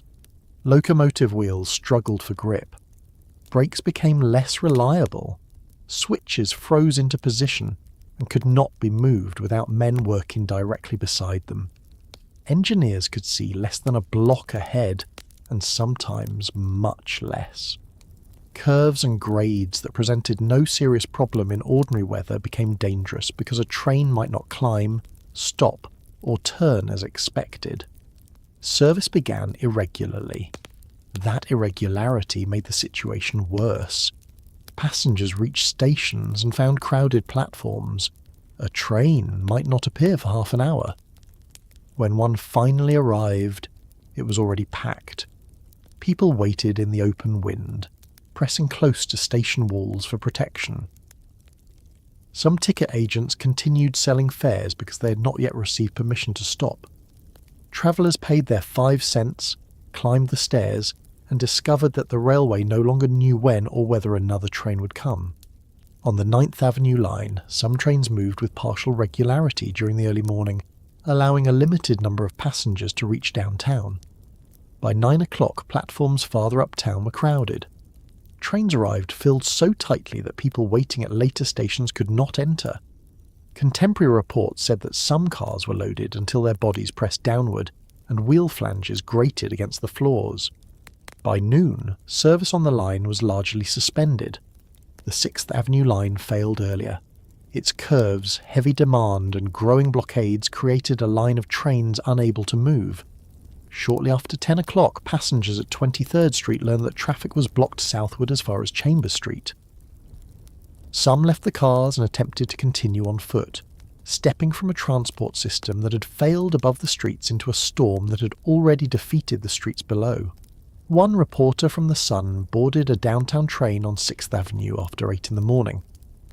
The cars were so crowded that passengers near the gates had to climb out before anyone else could move. The train crept below 17th Street and stopped. It remained there for more than 2 hours, moved roughly 10 feet, stopped again, moved another short distance, and remained trapped until nearly 3 in the afternoon. Inside the wooden cars, passengers waited without knowing what had happened ahead. Steam heat was limited or absent. Bodies packed together provided some warmth, but the cold entered through windows, doors, and floors. People had left home expecting a short journey and carried no food or extra clothing. There were no loudspeaker announcements and no central control room capable of explaining the entire system. Guards and conductors knew only what they could see, hear, or learn from someone who had walked along the tracks. Patience lasted for a while, then passengers began leaving. Some climbed from the cars and walked along the narrow ties toward the nearest station. The wind threatened to throw them into the street below. Snow covered the gaps and made footing uncertain. Men dropped to their hands and knees, gripping iron and timber while trying not to look down. Others balanced along the side of the structure, supporting themselves against the stationary cars. Someone raised a ladder from the street, but it was too short. Passengers had to lower themselves and search for the highest rung with numb feet. Later, 2 ladders were tied together to reach the tracks. A man reportedly charged 25 cents to descend, turning rescue into a small business while warning people below not to let the ladder slip. It was an absurd detail, but disasters are full of absurd details. New Yorkers had been trapped for hours above a city street, and someone had found a way to sell them the final 20 feet of the journey. The 3rd Avenue line faced a more serious disaster near 76th Street. Visibility was poor, the rails were slick, and trains had begun stopping unexpectedly. One train struck another from behind. An engineer was killed and several passengers were injured. The collision caused panic among people who feared that the wooden cars or locomotive might catch fire. Traffic on the line was suspended, adding another failure to a system already collapsing across Manhattan. News of the accident travelled slowly and changed as it moved. Rumours claimed that trains had been blown from the elevated tracks. Others described casualties far beyond what had occurred. Railway headquarters itself did not receive reliable information quickly. By 2 in the afternoon, Officials there had reportedly not heard the full details of the 76th Street collision. That confusion revealed one of the storm's strangest effects. New York had become a city filled with people and almost empty of dependable information. Telephone and telegraph lines stretched above the streets on poles carrying enormous clusters of wire. Ice and snow increased their weight. Wind pulled the lines, snapped poles, and dragged cables into the streets. One falling pole could pull several more with it. Wires became tangled around buildings, rails, wagons, and one another. Some lines stopped working because they broke. Others failed when poles collapsed or equipment lost power. Operators repeatedly tested circuits and received nothing. Messages from outside the city disappeared. Local communication also became uncertain. New York was initially unable to speak reliably with the rest of the country, and other major cities along the storm's path suffered similar isolation. The effect was difficult for people of the time to accept, because the telegraph had transformed their understanding of distance. A message could cross hundreds of miles more quickly than a person could cross Manhattan in the snow. Business depended on that speed. Newspapers used it to gather reports. Railroads used it to control trains. Banks and markets used it to exchange financial information. Government offices used it to send instructions. Now the wires were silent. For a brief period, communication between parts of the Northeast became so distorted that messages could take extraordinary routes. Later stories describe New York and Boston communicating indirectly through transatlantic cable connections, because ordinary landlines had failed. The exact path of every message varied, but the larger truth was clear. Cities geographically close to one another had become farther apart than places across the ocean, connected by surviving submarine cable. Newspaper offices faced an impossible assignment. The storm was the largest story in the city, yet reporters could not reach much of the city. Telegraph dispatches from elsewhere stopped arriving. Printing staff failed to appear. Paper delivery became difficult. Newsboys could not carry editions through the drifts. Reporters gathered what they could from people entering the offices. A man arrived and described a stalled train. A policeman resuscitated a body found in the snow. Someone else claimed that a ferry had sunk or a building had collapsed. Editors had to decide which accounts were real without being able to telephone the scene or send a reporter across town. Rumour filled the space left by communication. The Library of Congress preserves the famous headline printed by the Sun the next day: "Blizzard was king." The newspaper described a metropolis left helpless under snow, with business stopped, trains trapped, wires broken, and ordinary movement nearly impossible. The phrase captured what Monday morning had demonstrated. New York still possessed banks, railways, bridges, factories, newspapers, and government offices, but the storm controlled whether any of them could function. Grand Central Depot became another centre of confusion. Trains from outside the city failed to arrive.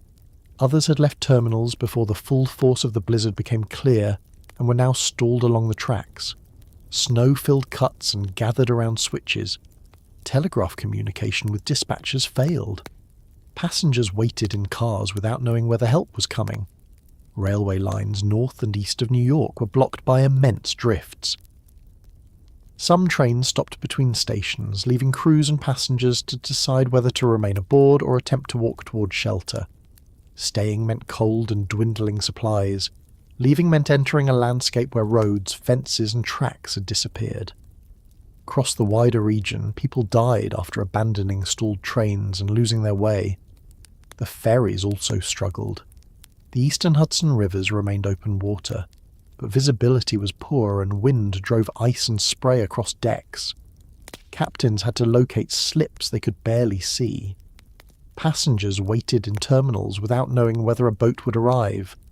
The Brooklyn Bridge should have offered an alternative, yet its railway traffic and pedestrian approaches became overwhelmed. Wind across the exposed span made walking dangerous, and officials restricted movement as crowds gathered at the terminals.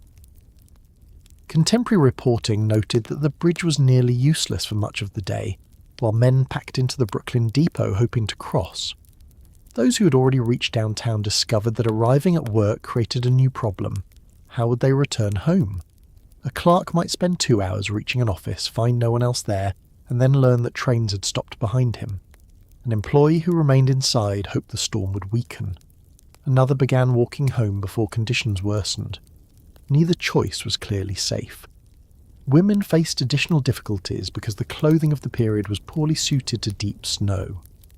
Long skirts became wet, heavy, and tangled around the legs. A working woman trying to cross a drift might have to lift several layers of fabric while using her other hand to protect her face. A washwoman quoted in contemporary reporting explained that she could not have moved even half a block without lifting her dress. Few women reached workplaces, and many who began the journey turned back. Men's clothing offered no complete protection either. Wool coats absorbed moisture, leather boots filled with snow, hats blew away, beards and moustaches froze, gloves became wet, and exposed fingers lost feeling quickly. People tied newspapers around their legs or placed them beneath coats for insulation. Some entered saloons, hotels, shops, and private homes simply because they could no longer continue. The streets punished pride. A strong man could leave home certain of his ability and collapse a few blocks away. The wind repeatedly knocked pedestrians down or threw them against one another. Once someone fell into deep snow, standing required enormous effort. Clothing tightened around the legs, hands sank while searching for support. A person already exhausted could remain unnoticed while snow continued covering the body. Police officers attempted to help where they could. Some used ropes to cross exposed spaces or maintain contact with buildings. They guided pedestrians, carried injured people, and searched drifts for anyone who had fallen. Yet police stations were themselves isolated. Officers could not call quickly for wagons or medical help. A rescue that required several men and a vehicle might depend entirely on who happened to be nearby. Firefighters waited beside engines that could not move through the streets. Horses were ready, alarms still sounded in some districts, but drifts blocked wheels and buried hydrants. Fires started by overturned lamps, damaged chimneys, and overheated stoves became especially dangerous because help might be only a few blocks away and still unable to arrive. Doctors encountered the same helpless distance. A patient could be dying within sight of a hospital, yet carrying that person through the snow might be impossible. A physician receiving a message had to decide whether he could survive the journey. Midwives were called to women in labour. Medicines remained in pharmacies separated from patients by streets that no longer behaved like streets. By late morning, people began understanding that this was not a difficult commute. It was a complete urban emergency. Those still at home closed doors and conserved coal. Those trapped in hotels requested additional rooms. Restaurants used whatever food had arrived before the storm. Saloons filled with stranded men. Railway passengers climbed down ladders. Shopkeepers offered temporary shelter. Horses stood abandoned beside buried wagons. Telegraph operators stared at dead instruments. The city's movement had stopped so quickly that evidence of ordinary Monday remained everywhere. A streetcar stood where its horses had failed. A wagon of food remained only blocks from customers. An elevated train hung above an avenue packed with passengers who could not reach the ground. Office desks waited for clerks. Courtrooms waited for lawyers and witnesses. The stock exchange waited for brokers. None of them came in sufficient numbers to make the systems work. Around noon, New York was quieter than almost anyone had known it. Machinery remained, but the human connections between its parts had been cut. Only the wind moved freely. And while businesses, railways and telegraph companies tried to understand the scale of their failure, thousands of ordinary people were beginning a more immediate struggle. They were trapped inside apartments with shrinking coal supplies, stranded in hotels far from home, buried in railway cars or standing beside exhausted horses that could no longer take another step. The storm had stopped the city's systems, but it had not stopped hunger, illness, fear, or the need to find shelter before darkness returned. By Monday afternoon, the question was no longer whether New York could keep moving. It could not. The question had become much smaller and more personal. Could you reach the next doorway? Was there enough coal in the house? Had the children eaten? Where was the person who had left for work that morning? Would the horse in the street survive another hour? And if someone collapsed in the snow outside your window, could you get to them without becoming trapped yourself? The city was still there, but people could no longer use it in the normal way. A home might stand only 20 feet from a grocery shop and remain effectively separated from it. A hotel could be visible from an office window but unreachable because the drift between them rose above man's shoulders. Neighbours who had lived across the street from one another for years could not cross without ropes, shovels, and help from several people. Snow pressed against doors so tightly that some residents could not push them outward. They cleared narrow openings with coal shovels, fireplace tools, pieces of wood and metal pans. In buildings with entrances facing directly into the wind, the work seemed pointless. A family might remove several feet of snow, rest for a few minutes, and return to find the opening partly filled again. Contemporary accounts describe the wind packing snow into doorways, forcing it through window frames and building hard mounds at corners and around elevated stations. Imagine waking inside a ground-floor apartment and discovering that the windows had become white walls. Light entered weakly through snow pressed against the glass. The lower part of the room grew darker than it should have been in the morning. Children touched the cold pane and realized that the sidewalk outside had risen above their heads. The front door would not open. The passage to the yard might be blocked as well. The family had not moved, yet the storm had turned the apartment into a sealed room. In some buildings, residents escaped through upper windows and climbed down over the drifts. Others used rear entrances that happened to remain sheltered from the wind. Men dug tunnels from doors to the street, creating passages narrow enough for one person to crawl through. Snowbanks became solid after being packed by wind, and photographs taken after the storm showed tunnels cut through drifts taller than the people standing inside them. This sounds almost entertaining when seen in an old photograph. A man poses inside a snow tunnel wearing a dark coat and hat. The buildings behind him remain standing, and the snow appears clean, but the photograph does not show what the drift concealed.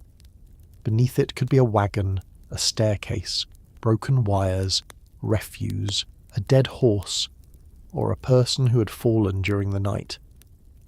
The smoothness of the snow was dangerous because it hid the city's shape. A pedestrian could step onto what looked like firm ground and sink into a hollow beside a buried cart.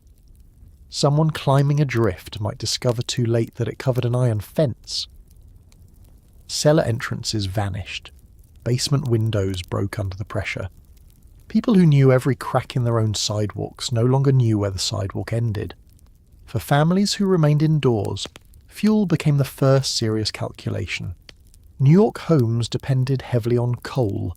Wealthier households might have large quantities stored in cellars, but many working families purchased it in smaller amounts. Coal had to be delivered by wagon and carried into buildings, often one basket at a time. The storm stopped the wagons. It also prevented household members from reaching coal yards even when dealers had fuel available. A stove could not be allowed to consume coal at its ordinary rate if no one knew when the next delivery would come. Fires were lowered, families closed unused rooms and gathered in the warmest space. Doors were covered to reduce drafts, blankets were brought from beds and wrapped around children during the day. Cooking was combined with heating whenever possible so that one fire performed both tasks. The cold outside continued deepening. New York temperatures fell into the single digits, and the wind drove the effective cold far lower against exposed skin. Even substantial houses became difficult to heat when wind entered through window frames and doors. In tenement rooms with thin walls, unreliable stoves, and little stored fuel, cold became a direct threat. Food created another problem. Sunday had already reduced household supplies. Many families expected fresh bread, milk, meat, and groceries on Monday morning. Those deliveries did not appear because trains failed to arrive, wagons could not move, and horses were unable to cross the drifts.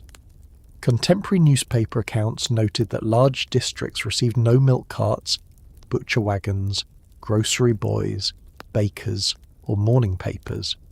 People ate what remained. Bread was divided carefully. Leftovers from Sunday dinner returned to the table. Flour became porridge or simple cakes.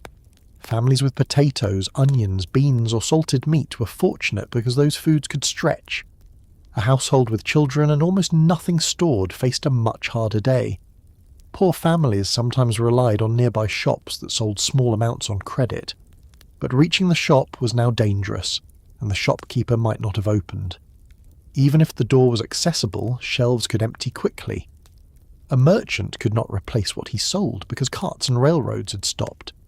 The fear of shortage spread faster than reliable information. Newspapers began speaking about the possibility of famine and coal scarcity because the city's supply lines had been cut.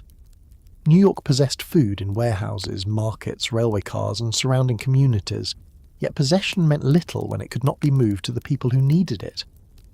That is one of the strange realities of a crowded city during disaster. Hunger does not always begin because food is absent. It can begin because the food is on the wrong side of the street. Hotels became temporary homes for people who had never intended to stay the night. Travellers who expected to leave by train discovered that the trains were buried. Businessmen who had reached downtown could not return uptown. Clerks who normally walked to ferry terminals found the river crossings uncertain or closed. Theatre performers, salesmen, railway passengers, messengers, and visitors entered the nearest hotel and asked for whatever space remained. Rooms filled quickly, then parlours, reading rooms, hallways, and lobbies filled. People slept in chairs or on couches. Strangers shared rooms because refusing seemed unreasonable when the alternative was the street. Coats became blankets. Wet boots lined walls near radiators and fires. Hotel staff worked with only part of their normal crews because cooks, cleaners, porters and waiters had been unable to reach the buildings. Guests who possessed money discovered that money could not create supplies that had failed to arrive.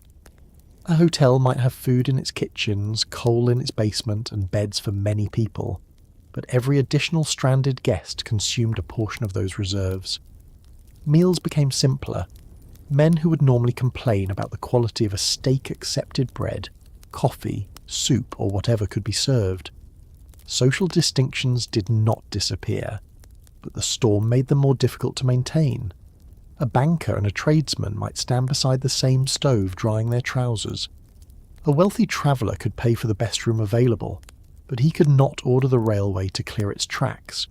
A clerk unable to afford a room might be allowed to remain in the lobby, because sending him outside could amount to a death sentence.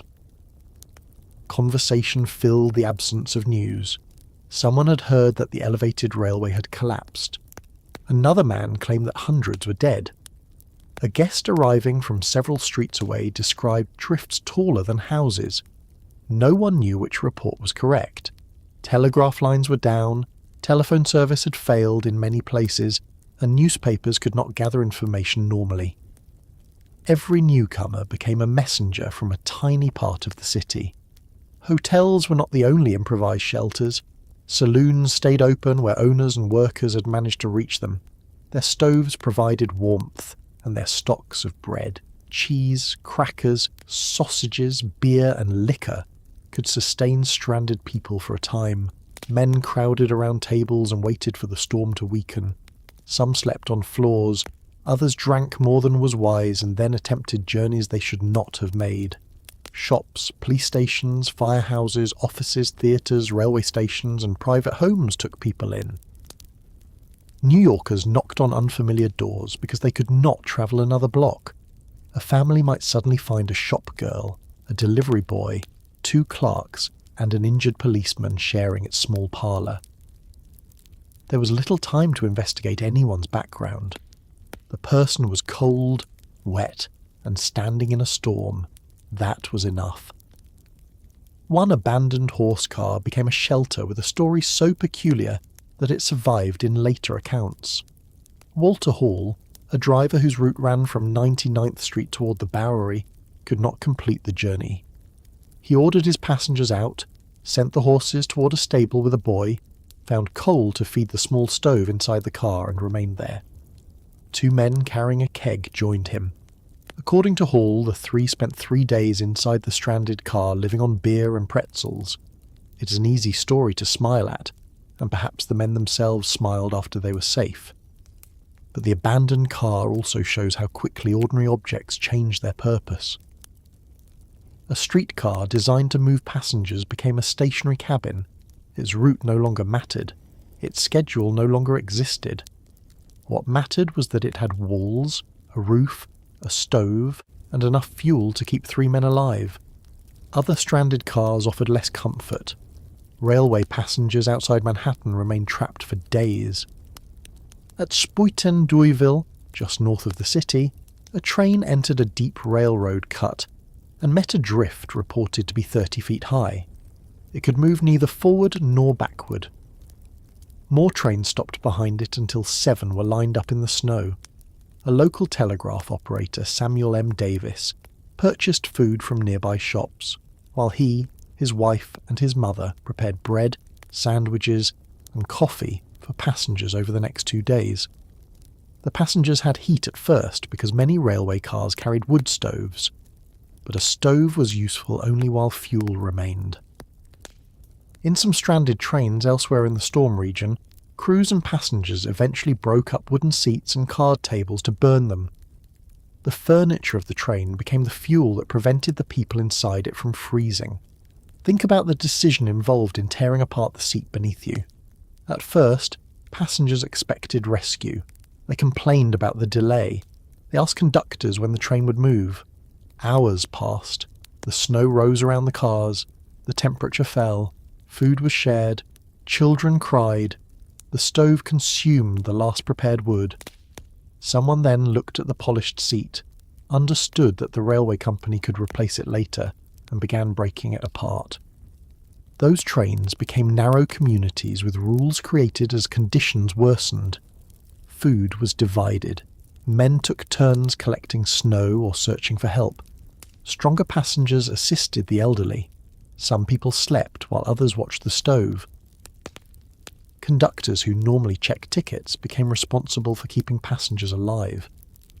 Leaving the train carried enormous risk.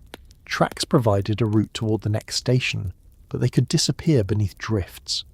A person walking into the storm might lose sight of the train within minutes. Railroad cuts acted like traps, filling with snow more deeply than open ground. Telegraph poles or fences that normally mark the route vanished.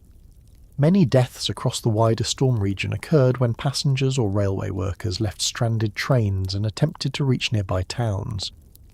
Inside New York, the horses remained among the most visible victims.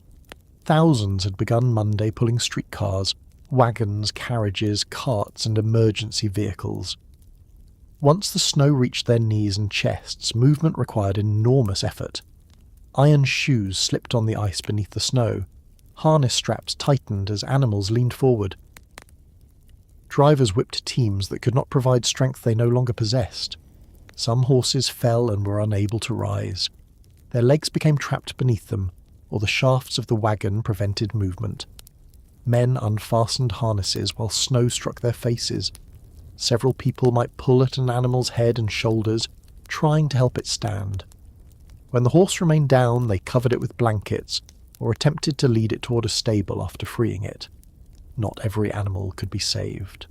A horse left in the street faced cold, exhaustion, and burial by drifting snow. Wagons were abandoned because drivers understood that staying beside them could kill both man and animal. Wherever possible, teams were removed and led toward shelter, leaving carts, streetcars, and freight behind. Newspaper accounts described trucks stuck in drifts while horses were taken away from them. Stable workers faced a different emergency. Horses inside had protection from the wind, but they still required feed and water. Oats and hay normally arrived through the same transportation system now buried outside. William Steinway recorded that railroad horses connected to his enterprises were starving for lack of food. forcing his family to search for oats while business and factory work remained suspended. A city dependent on horses now struggled to feed the animals it would need for recovery.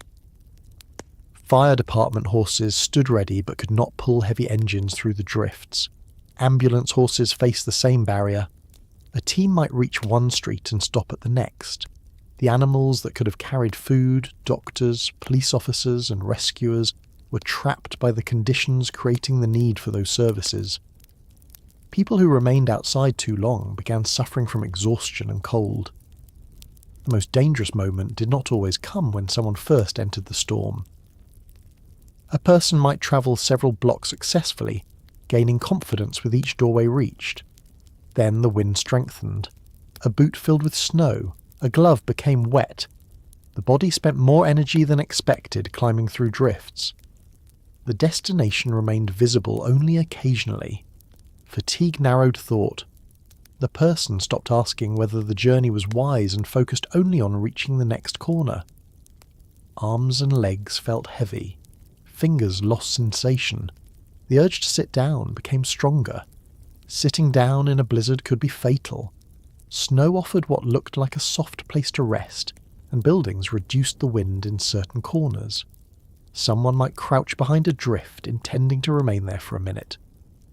Body heat melted snow against clothing, which then froze. The wind packed fresh snow around the legs. Rising became harder. A person who had been only yards from safety could vanish from view. Many of those who died outdoors were not found until the storm weakened and digging began. A hand, hat, boot, or piece of clothing appeared above a drift. In other cases, shovels struck something beneath the snow. The city would eventually count roughly 200 storm-related deaths in New York, part of a regional toll commonly estimated above 400. But during Monday, no one knew the number. Families knew only who had not returned. A wife waited beside a window for a husband who had left before sunrise. A mother watched the hallway for a son sent to buy coal. Employers wondered where workers had gone after leaving the office. Hotel clerks recorded names but could not send messages to relatives. Police stations received reports of missing people without having enough officers or transportation to search widely. The inability to communicate made every delay feel worse. Under ordinary conditions, a person arriving late could send a telegram, make a telephone call where service existed, or ask a messenger to carry word. The blizzard removed those options. Someone could be warm inside a hotel while the family at home believed he was dead in a drift. William Steinway's diary gives one small view of this anxiety. His wife and adult children attempted to attend a theatre performance that was cancelled, then struggled home covered with snow. Steinway himself had repeated trouble with his carriage and later waded through deep snow near Gramercy Park, describing the storm as the most frightening he had experienced. A wealthy industrialist could become stuck 3 times in a carriage and nearly freeze while moving through central Manhattan.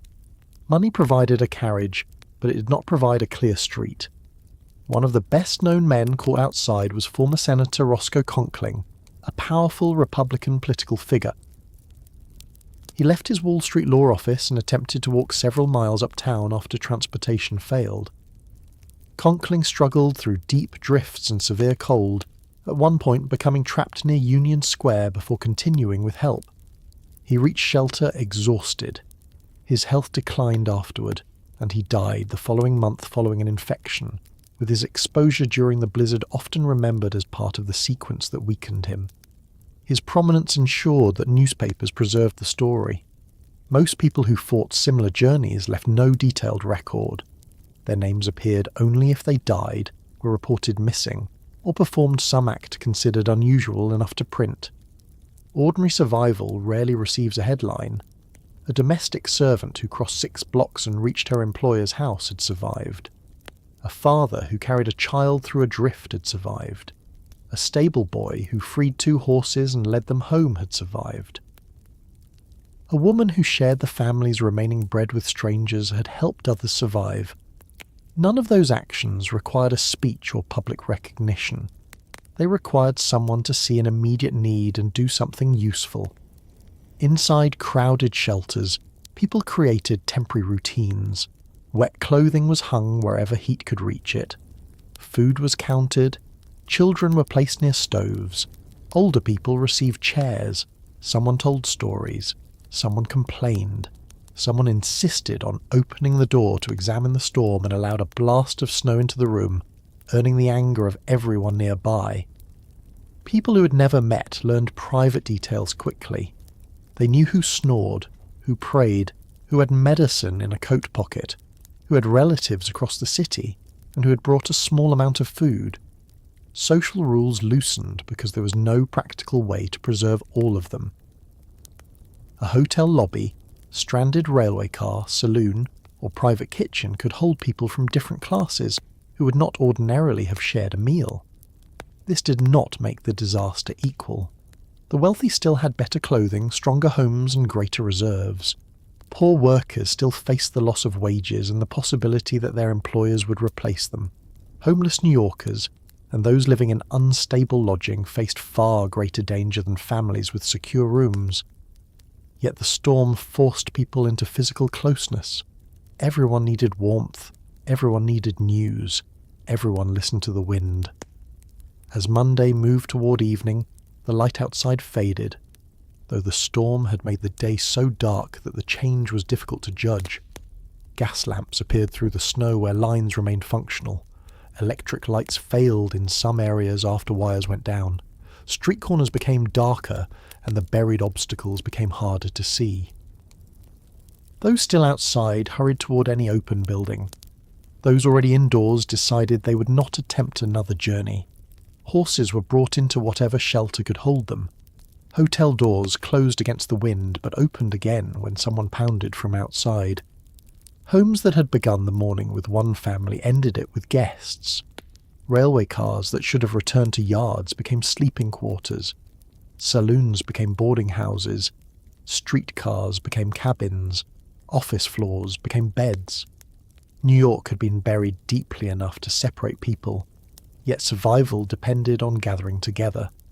The snow continued falling, and beneath it were people no one had yet found.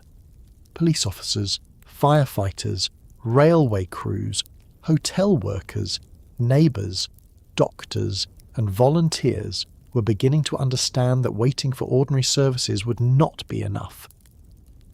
Someone would have to enter the drifts, dig into blocked buildings, carry the injured, free-trapped passengers, and search the white streets before the cold completed what the storm had begun. By the second night, rescue in New York no longer meant sending a wagon, ringing for an ambulance or asking the police to clear a path. The wagons were buried. Ambulance horses could not move. Police stations had lost contact with one another. Fire engines stood useless behind drifts that rose higher than their wheels. Reaching someone only a few streets away required ropes, shovels, several strong people, and the willingness to enter weather that had already killed men who believed they could manage it alone. The storm continued through Monday night and much of Tuesday. Snow totals were serious, but the wind created the true emergency. It lifted snow from rooftops, streets, and open spaces, then packed it against houses, railway cuts, fences, and stranded vehicles. New York's official accumulation was a little over 20 inches, while drifts around the region rose many times higher. Temperatures in the city dropped into the single digits, and the wind kept exposed snow moving long after it reached the ground. Across the northeast, more than 400 deaths were commonly attributed to the storm, with about 200 reported in New York City alone. Those numbers were not known while the storm was happening. There was no central office receiving complete reports from hospitals, police stations, railways, hotels, and neighbourhoods. Communication lines were down. Streets could not be crossed. A person could die outside one building, while the people inside the next building knew nothing about it. Deaths were discovered individually. A hat remained visible above a drift. A gloved hand appeared near a fence. Searchers digging through snow struck a coat, a body, or the side of a buried wagon. Some victims were found sitting upright against walls where they had stopped to rest. Others lay only a few feet from entrances they had been unable to reach. The storm had covered them so quickly that passers-by could walk nearby without understanding what was beneath the surface. Many of the dead had not set out on reckless adventures. They had tried to go to work, return home, deliver a message, find food, care for an animal, or reach a railway station. Their journeys began with ordinary reasons. The danger grew gradually. A person walked one block, then another. Turning back seemed wasteful after making progress. The destination appeared close.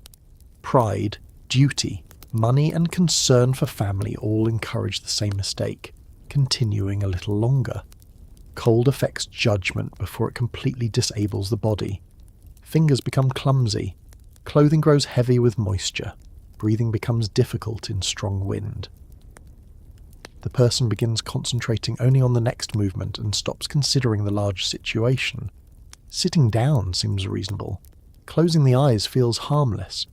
The body becomes tired enough that remaining still appears more comfortable than fighting through another drift.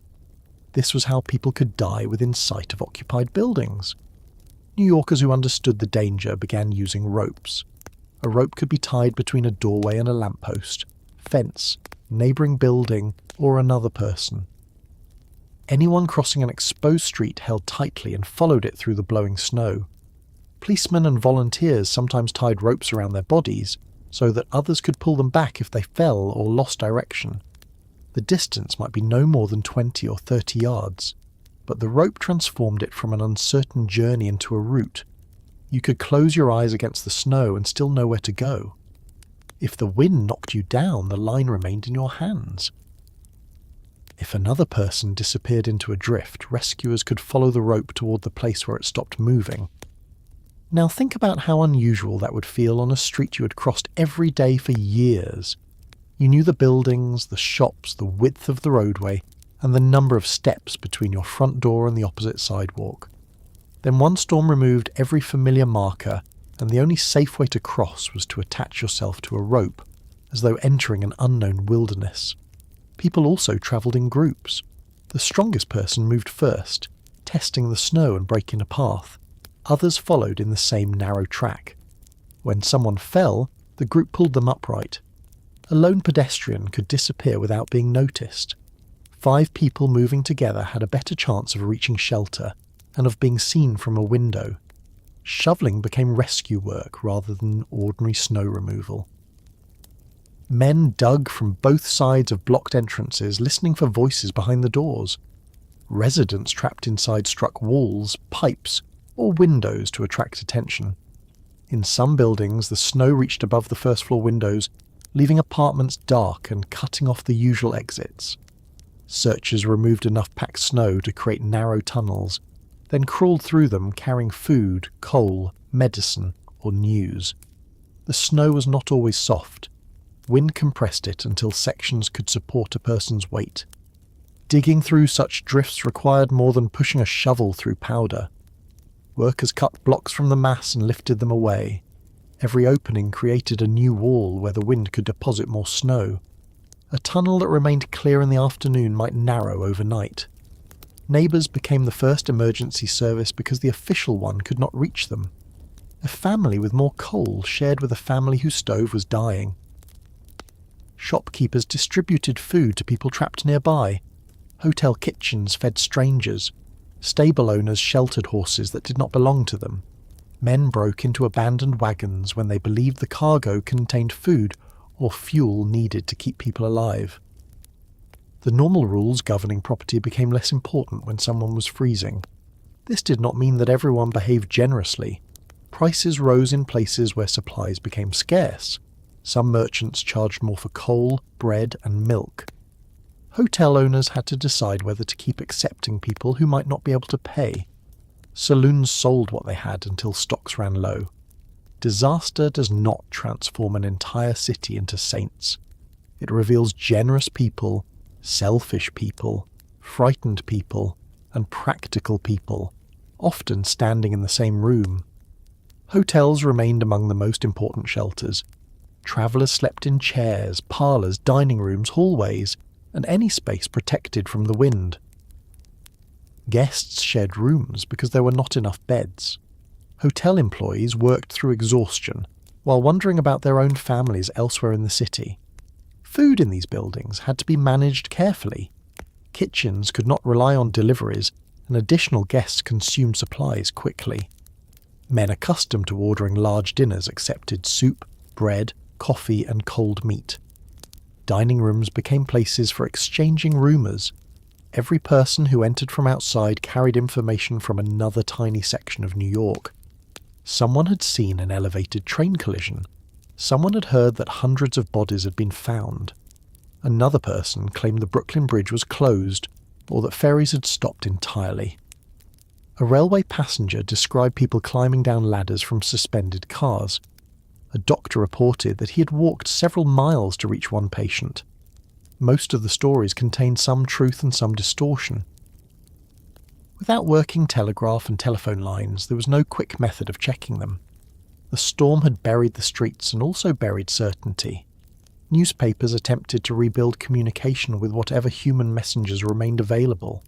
Reporters moved on foot, stayed close to buildings, and returned with accounts gathered from police stations, hospitals, railway terminals, hotels, and pedestrians. Editors worked with reduced staffs.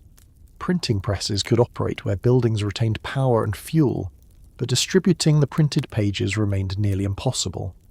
Newsboys who normally carried papers through crowded streets faced drifts taller than themselves. Some editions never reached neighbourhoods only a short distance from the printing office. A newspaper could contain the most important information in New York and remain useless because no one could deliver it.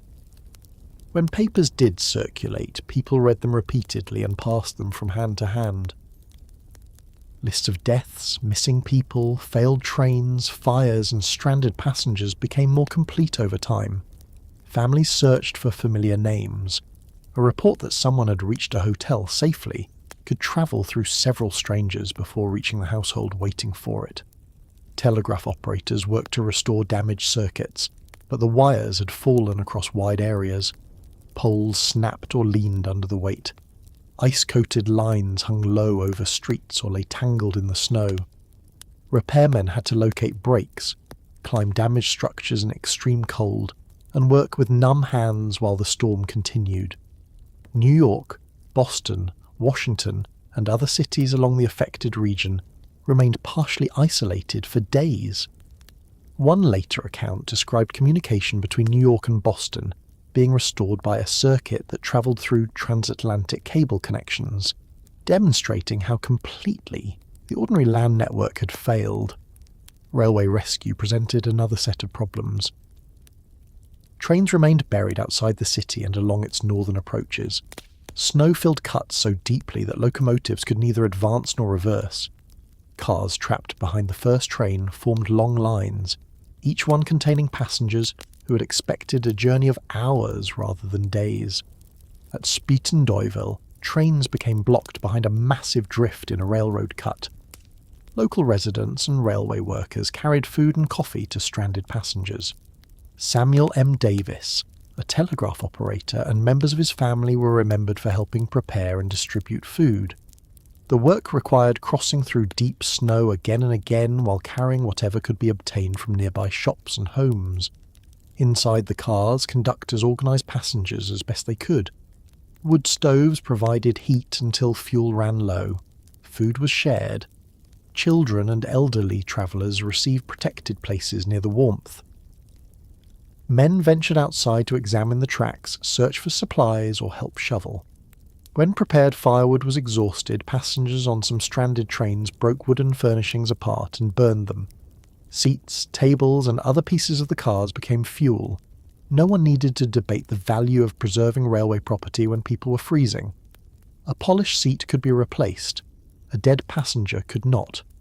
The Smithsonian's account of the storm notes that trapped travellers burned wooden car furniture to maintain heat while waiting for rescue.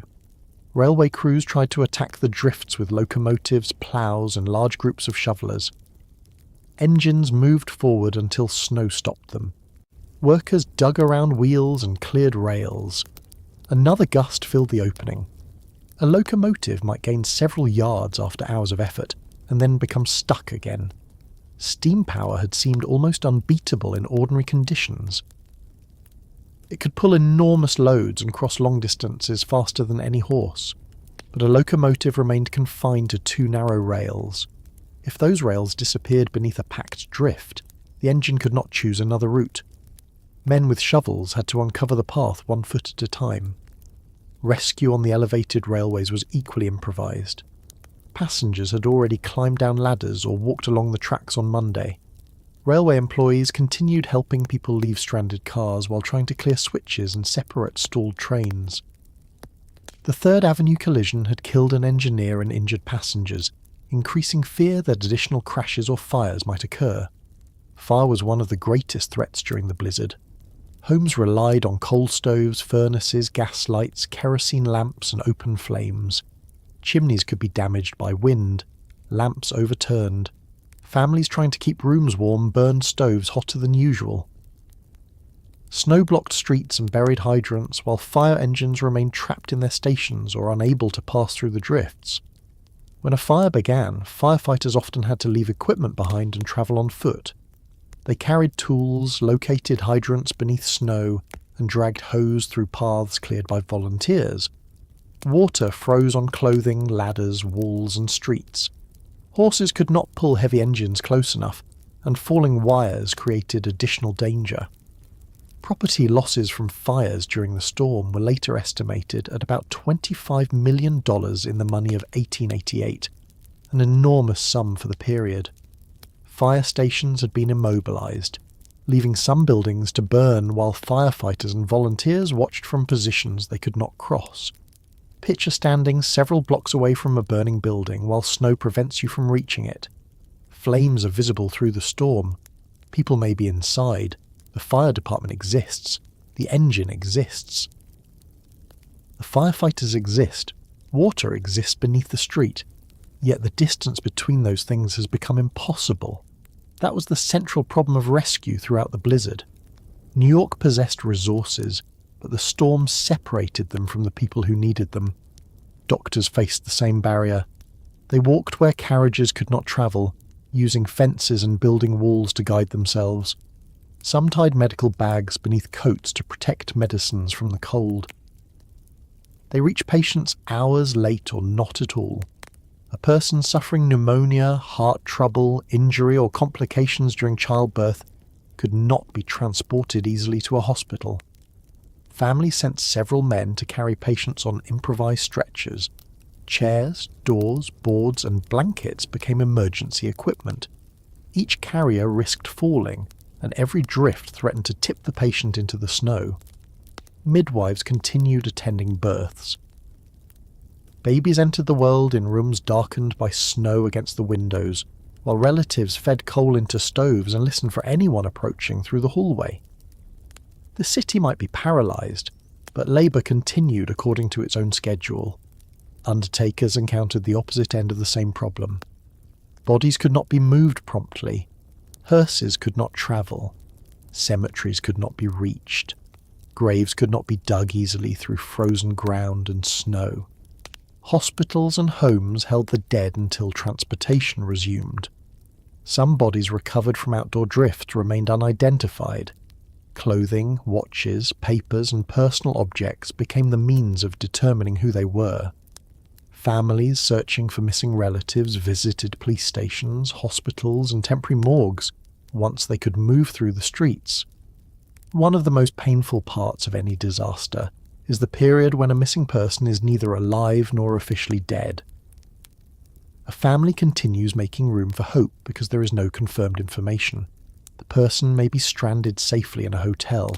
He may be trapped on a train. She may be sheltering in a shop. Every delay offers another explanation. Then a policeman arrives, or a newspaper prints a name, or someone recognises a coat. Children were affected in ways that formal reports rarely described. Schools closed, but that did not make the storm a holiday for many of them. They watched adults count coal and food. They heard rumours of bodies in the streets. Some were sent through tunnels to obtain bread. Others helped shovel entrances or carry messages between apartments.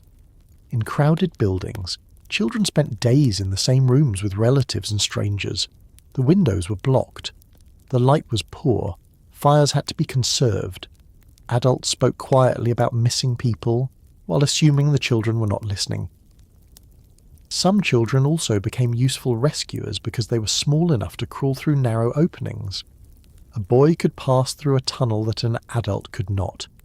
He could carry a message, a loaf of bread, or a small container of coal. The work was dangerous, but families did not always have better options. Women organised much of the survival inside homes and shelters. They divided food, dried clothing, warmed children, cared for sick strangers, and managed fires. Domestic servants who had reached employers' houses continued cooking and cleaning for households that might now include unexpected guests. Other servants remained trapped away from their own rooms and families. Their labour rarely appeared in newspaper stories unless something dramatic occurred. A woman who turned a few potatoes, flour and scraps of meat into food for 12 people was not considered a rescue worker. Yet keeping those people warm and fed prevented emergencies from becoming deaths. The same was true of stable hands. Horses trapped indoors required constant attention. Feed supplies were low, water froze, animals frightened by the wind kicked stalls and pulled against restraints. A stable fire could kill dozens of horses and spread rapidly to nearby buildings. Men rubbed animals to maintain circulation, covered them with blankets and rationed oats. If a stable had more feed than another nearby, workers sometimes shared it. New York would need surviving horses to carry food, clear streets, move the injured, and restore business once the storm weakened. The animals outside had suffered terribly. Some froze where they fell. Others were buried beside abandoned wagons. When clearing began, workers found horses beneath drifts along with carts, streetcars, and broken poles. Their bodies could not be removed immediately because the city still lacked transport. They remained part of the frozen obstruction until teams and wagons could reach them. Tuesday brought little immediate relief. Snow and wind continued, though conditions began changing later in the day. People expected each brief reduction in wind to mark the storm's end, only to watch another wall of snow sweep across the street. The temperature remained dangerously low. Rescue teams could not work continuously. Men returned indoors to warm hands and feet, dry clothing, eat, and then go out again. Frostbite-injured people who survived otherwise successful rescues. Fingers, toes, ears, and faces were especially vulnerable. There were no modern insulated boots, lightweight waterproof coats, chemical hand warmers, or emergency vehicles with heated cabins. Wool protected the body while dry, but once wet it became heavy. Leather froze. Cotton held moisture. Rescuers depended on layers, movement, warm rooms, hot drinks, and the judgment to come inside before they lost the ability to help anyone. By Tuesday evening, the storm had begun weakening in New York. The wind decreased, and snowfall moved toward an end. For the first time in nearly 2 days, people could see farther along the streets. Buildings emerged from the white movement. Lampposts, signs, and sections of the elevated railway became visible again. The clearer view did not bring immediate comfort. It revealed the scale of the burial. Snowbanks filled entire blocks. Carts stood at strange angles with only their upper portions visible. Wires lay across streets in dark tangles. Horses were dead beside vehicles. Windows had broken. Roofs and awnings had collapsed. Smoke rose from damaged buildings. Paths created earlier had vanished or led into walls of snow. People also began finding the dead. Search parties moved through areas where pedestrians had last been seen. Police officers probed drifts with poles before digging. Residents reported objects visible beneath the snow. Each discovery added to the list that newspapers and authorities were only beginning to assemble.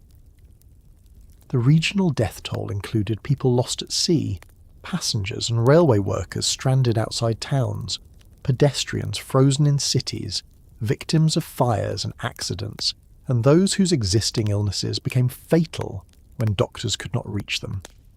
More than 200 vessels were grounded or wrecked along the coast, with at least 100 sailors killed. The blizzard was not only a New York disaster, though the city's paralysis received the greatest attention. Survivors began telling stories immediately. They described sleeping in train cars, sharing hotel rooms, crawling through tunnels, burning furniture, feeding strangers, tying ropes across streets, and carrying exhausted people into saloons. Some accounts were exaggerated as they passed from one listener to another. Others were so ordinary that they were never recorded. A man opened his door to someone he did not know. A woman shared the last milk with another family's baby. A railway worker remained with passengers rather than leaving to save himself. A policeman searched adrift after everyone else believed no one could still be alive. A hotel cook stretched food through another meal. A stable boy stayed awake beside a sick horse. None of these acts defeated the storm. They reduced the number of people it killed. That distinction matters because rescue during the Great Blizzard was rarely dramatic in the way later generations might expect. There were no helicopters hovering above rooftops and no motorized columns entering the city. Rescue usually meant one person reaching another through a few yards of snow. It meant clearing a door, carrying coal, sharing food, or convincing an exhausted traveller not to continue. By Wednesday morning, movement returned in fragments. The storm had passed, but New York remained buried. Men climbed onto drifts and began cutting paths. Railway companies gathered crews. Telegraph workers followed fallen lines. Merchants examined damaged shops. Families left buildings to search for missing relatives. Officials began counting deaths and estimating losses. The city had survived, but survival did not mean that normal life had returned. The snow still had to be removed. Supplies had to enter. Bodies had to be recovered. Trains had to be freed. Wires had to be raised or replaced. Horses had to be fed, treated, or removed from the streets. As those tasks began, New Yorkers looked at the wreckage of systems they had trusted only days earlier. Elevated trains had stopped above the avenues. Telegraph wires had fallen into the streets. Fire engines had been trapped behind snow.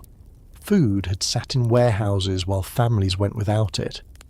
The blizzard was ending, but the argument over what New York should learn from it was only beginning. By Wednesday morning, the wind had weakened enough for New Yorkers to see what the storm had done. That first clear view did not bring relief so much as a new kind of disbelief. During the blizzard, the city had been hidden behind blowing snow. Now its buildings, railway structures, chimneys, church towers and street lamps slowly returned. But the streets beneath them no longer looked like streets.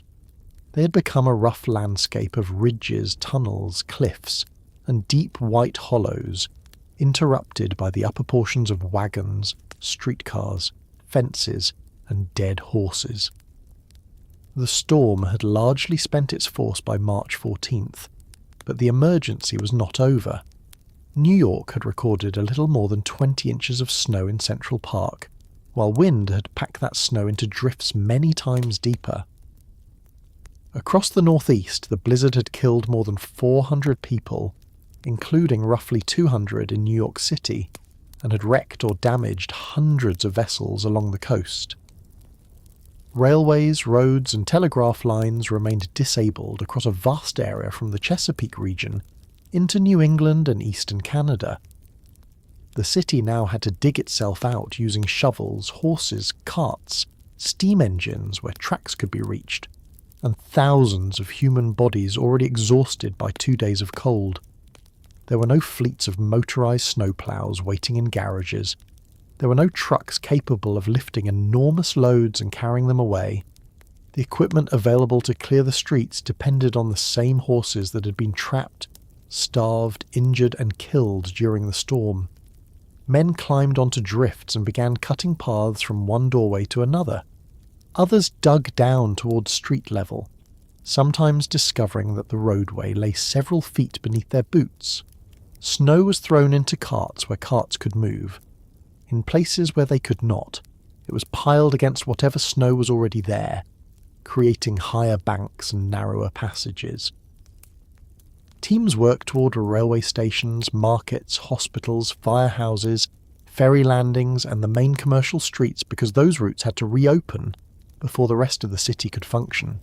This created an uncomfortable order of importance. Wall Street, Broadway, major railway connections, and central business districts received urgent attention because money, food, mail, and information moved through them.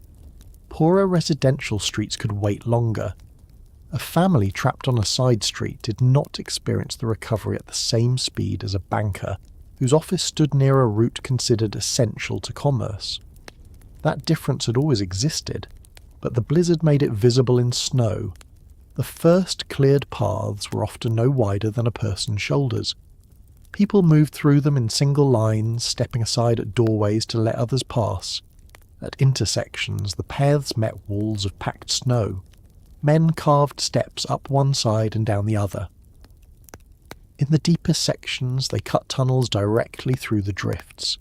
For children, these tunnels may have looked like an extraordinary playground. Photographs taken after the storm show people posing beside snowbanks higher than their heads, standing inside passageways cut through white walls, or looking down from the tops of drifts. The images helped to make the blizzard one of the most visually remembered disasters of 19th century America. Yet the photographs also softened the danger. They froze the snow after the wind stopped. They did not show how it had moved, blinded, buried and killed while the storm was active. Beneath the drifts, workers found the remains of Monday morning. There were wagons still loaded with goods that had never reached customers. Horse cars stood where drivers had abandoned them. Broken telegraph poles lay across streets. Wires emerged from the snow in tangled black loops. Tools, hats, umbrellas, parcels and sections of harness appeared as digging continued. There were also bodies. Police officers and volunteers searched places where missing people had last been seen. Some victims were found beside walls, steps, and fences. Others lay in open streets beneath snow that had covered them within minutes. Identification depended on clothing, papers, jewellery, watches, and the recognition of relatives. Hospitals and police stations assembled lists, while families moved from one location to another searching for names. The recovery of the dead continued after trains and businesses began operating again. That was one of the cruelest features of the return to normal life. A shop could reopen while a family still did not know what had happened to someone who left home on Monday. An elevated train could begin moving above a street where searchers were still probing drifts. Deaths caused by the storm did not all occur during the snowfall itself. Exposure weakened people who later developed illnesses or complications. Injuries became infected. Patients who had been unable to receive medical treatment deteriorated. The blizzard's official death toll could count the clearest cases, but it could not measure every life shortened by cold, exhaustion, delayed care, or hunger. The horses had to be dealt with as well. Animals that survived inside stables needed feed, water, and exercise. Those injured in the streets required treatment. Dead horses had frozen into the snow beside carts and streetcars, creating heavy obstacles that could not simply be lifted away. Teams strong enough to pull them were scarce because surviving horses were already needed for food deliveries, ambulances, fire engines, and snow carts. There is something grimly practical about the way a city must behave after disaster. Grief exists, but so does refuse. Someone must remove a dead animal. Someone must clear the street. Someone must decide which train should move first and which neighbourhood must wait. The work may feel disrespectful because it happened so soon, yet delaying it creates more danger. Food and coal entered the city slowly. Railway crews dug toward stranded trains and cleared switches one section at a time. Steam locomotives pushed ploughs into drifts, backed away, gathered speed and tried again. Men shovelled around wheels and under cars. Some lines restored partial service while others remained blocked. Passengers who had been trapped for days finally reached stations dirty, hungry, tired, and carrying stories that immediately entered the city's growing collection of blizzard memories. Milk, meat, bread, vegetables, coal and mail began moving along whatever routes opened first. Crowds gathered around shops. Merchants rationed supplies or raised prices. Families who had stretched food through Monday and Tuesday could finally purchase something fresh. though poorer households still needed money after losing several days of wages. The city had feared famine not because the region lacked food, but because the blizzard had broken the chain connecting farms, railways, markets, wagons, stores and kitchens. Newspapers had warned of shortages of food and coal, while the streets remained blocked. Once movement returned, the fear eased, but the lesson remained. New York's abundance depended on constant delivery, and constant delivery depended on systems that weather could stop. Businesses reopened unevenly. Some employers paid workers for the lost days, others did not. A labourer who had risked his life attempting to reach work might still lose wages because the factory never opened.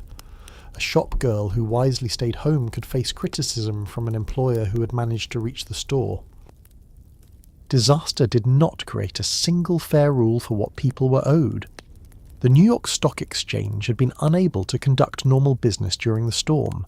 Courts, banks, factories, shops, theatres, and offices had all suffered interruption.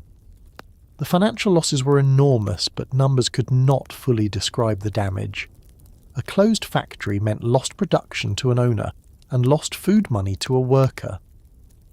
A delayed train meant a commercial loss to a railway and several nights of fear to the passengers trapped inside it. As business resumed, newspapers began turning the storm into a public argument.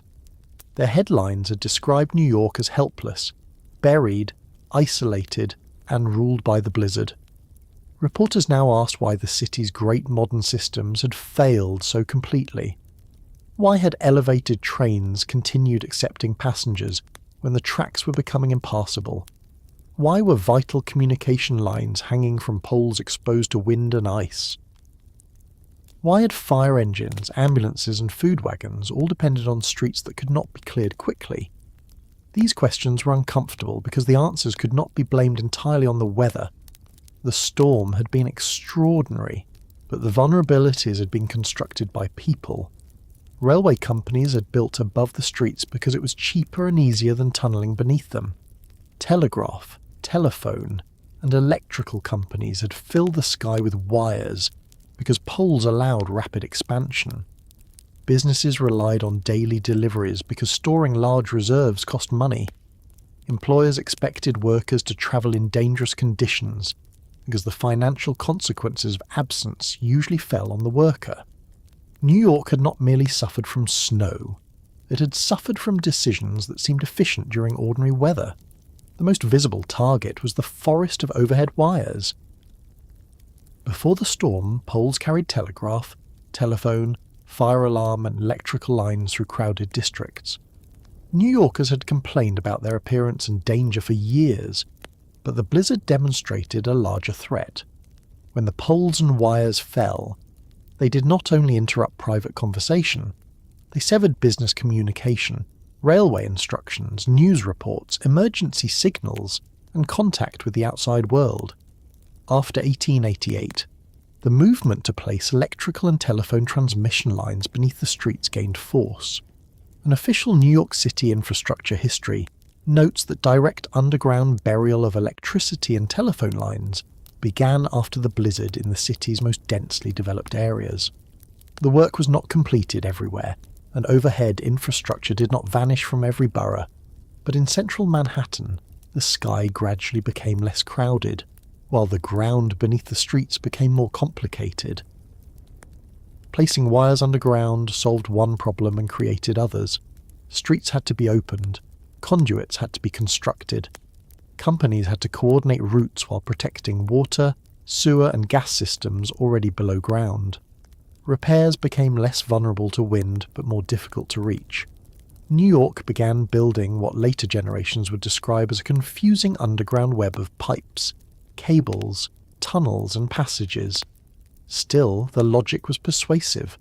A wire beneath the street could not be pulled down by a snow-covered pole. Communication was too important to remain entirely exposed. The same argument applied to transportation. Plans for underground rapid transit had existed before the blizzard. New York's population was growing, street congestion was worsening, and elevated trains had already shown their limitations. Politics, cost, property disputes, and competition between private interests repeatedly delayed action. The storm did not invent the idea of a subway, but it gave the idea a powerful new argument. Passengers had been trapped for hours in wooden cars suspended above the streets. Trains had stalled because rails, switches and brakes were exposed to snow and ice. One collision on the 3rd Avenue elevated line killed an engineer and injured passengers. The system that was supposed to rise above ordinary street problems had failed, because rising above the street also placed it directly inside the storm. William Steinway, the piano manufacturer whose diary recorded his own struggle through the blizzard, later served on a rapid transit commission involved in planning New York's subway. The Smithsonian describes the subway as having been built partly to prevent a repetition of the experience endured by commuters stranded on the elevated railways in 1888. Progress remained slow. Forming commissions did not immediately produce tunnels. Arguments continued over routes, financing, construction methods, contracts and control. New Yorkers knew they needed underground transportation long before they agreed on who would build it and who would profit from it. Construction of the first subway finally began in 1900. On October 27th, 1904, 16 years after the blizzard, New York opened its first underground rapid transit line. The original Interborough Rapid Transit route contained 28 stations and ran approximately 9 miles from City Hall North to 145th Street. Picture the first passengers descending the stairs. Some of them remembered March 1888. They had climbed elevated station steps into driving snow, waited on exposed platforms, or walked home after trains stopped. Now they entered tiled stations beneath the streets and boarded electric trains protected from the ordinary snow falling above. The subway was not immune to weather. Flooding, electrical failure, heat, and later storms would reveal its own weaknesses, but it changed the geography of winter travel. Snow could cover the streets while trains continued moving below them. A storm no longer had to attack every major railway track directly from the sky. This was one of the most important transformations encouraged by the blizzard. New York did not simply rebuild what had failed, it began moving critical systems into places the storm could not reach as easily. Snow removal also became a larger municipal concern.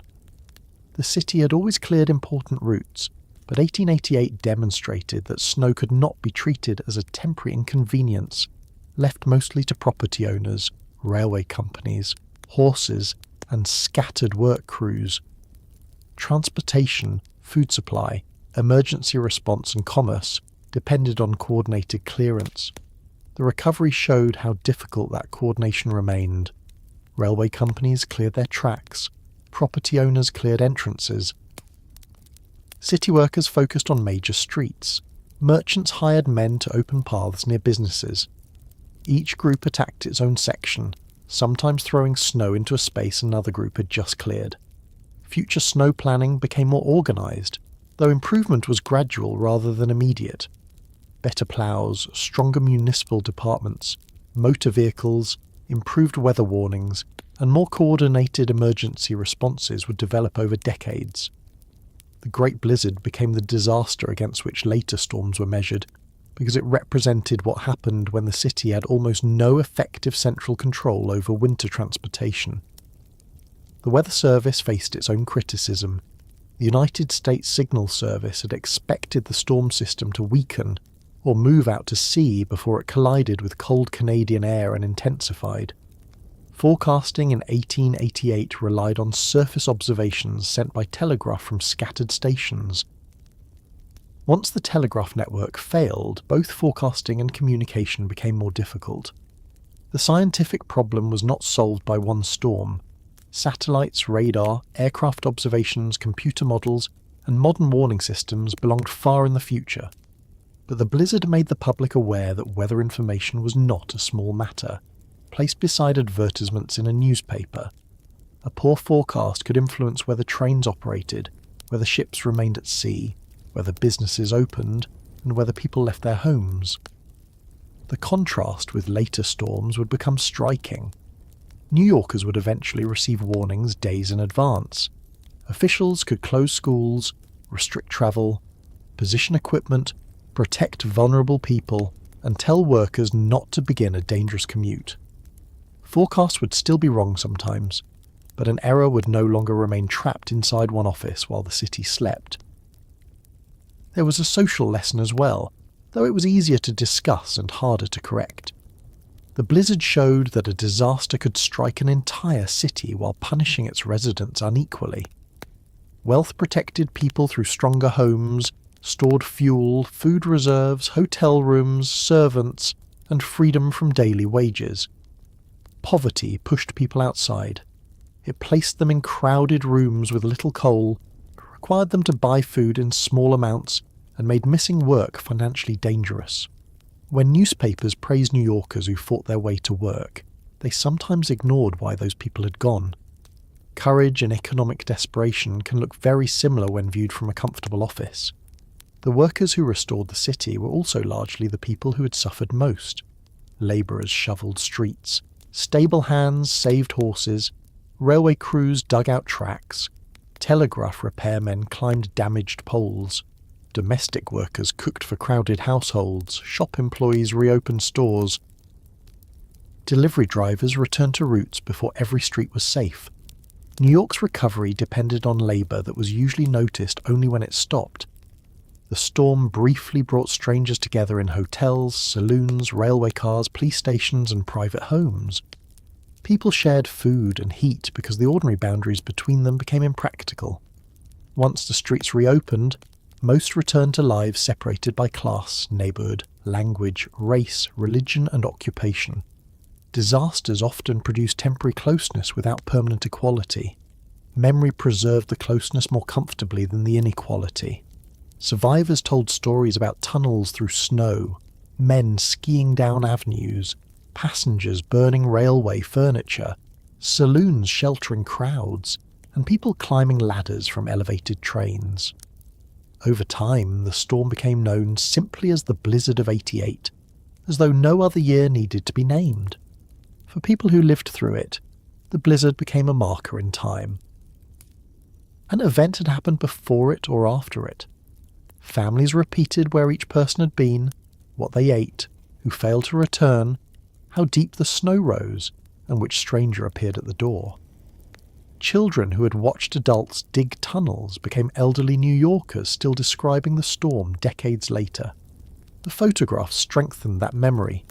There was the city buried at Grand Central, men standing beside drifts, children posing on snowbanks, and streets transformed beyond recognition.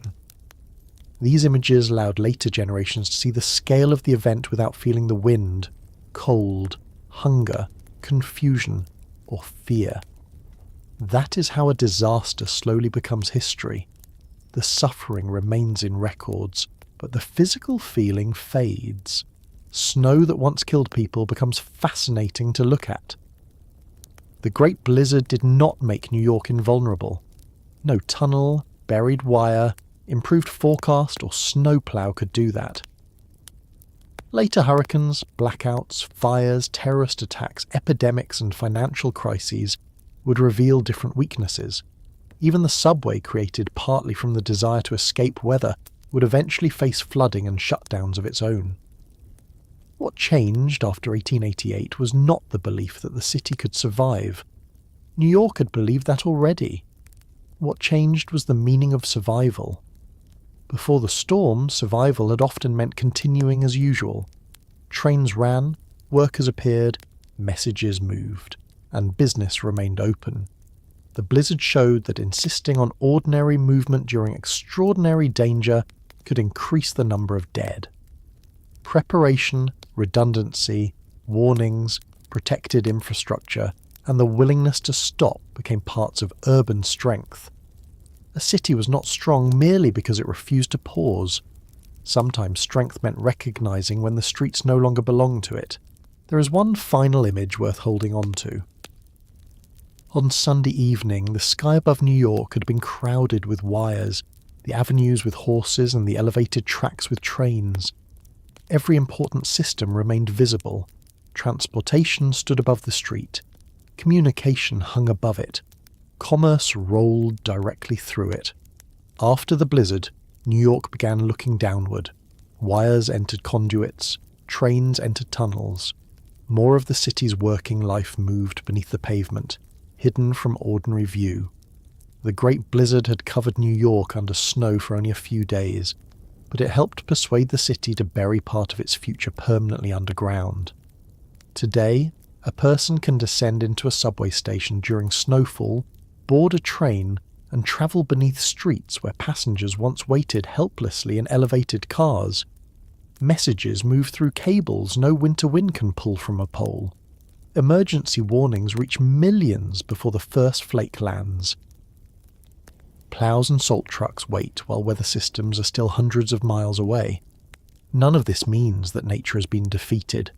The people of 1888 believed something similar, and the storm corrected them.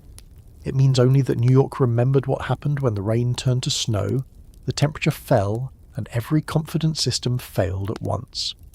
Beneath the modern city, inside its tunnels, conduits, emergency plans and habits of watching the forecast, the blizzard of 1888 is still there, not as snow, but as a warning built into the way New York learned to move.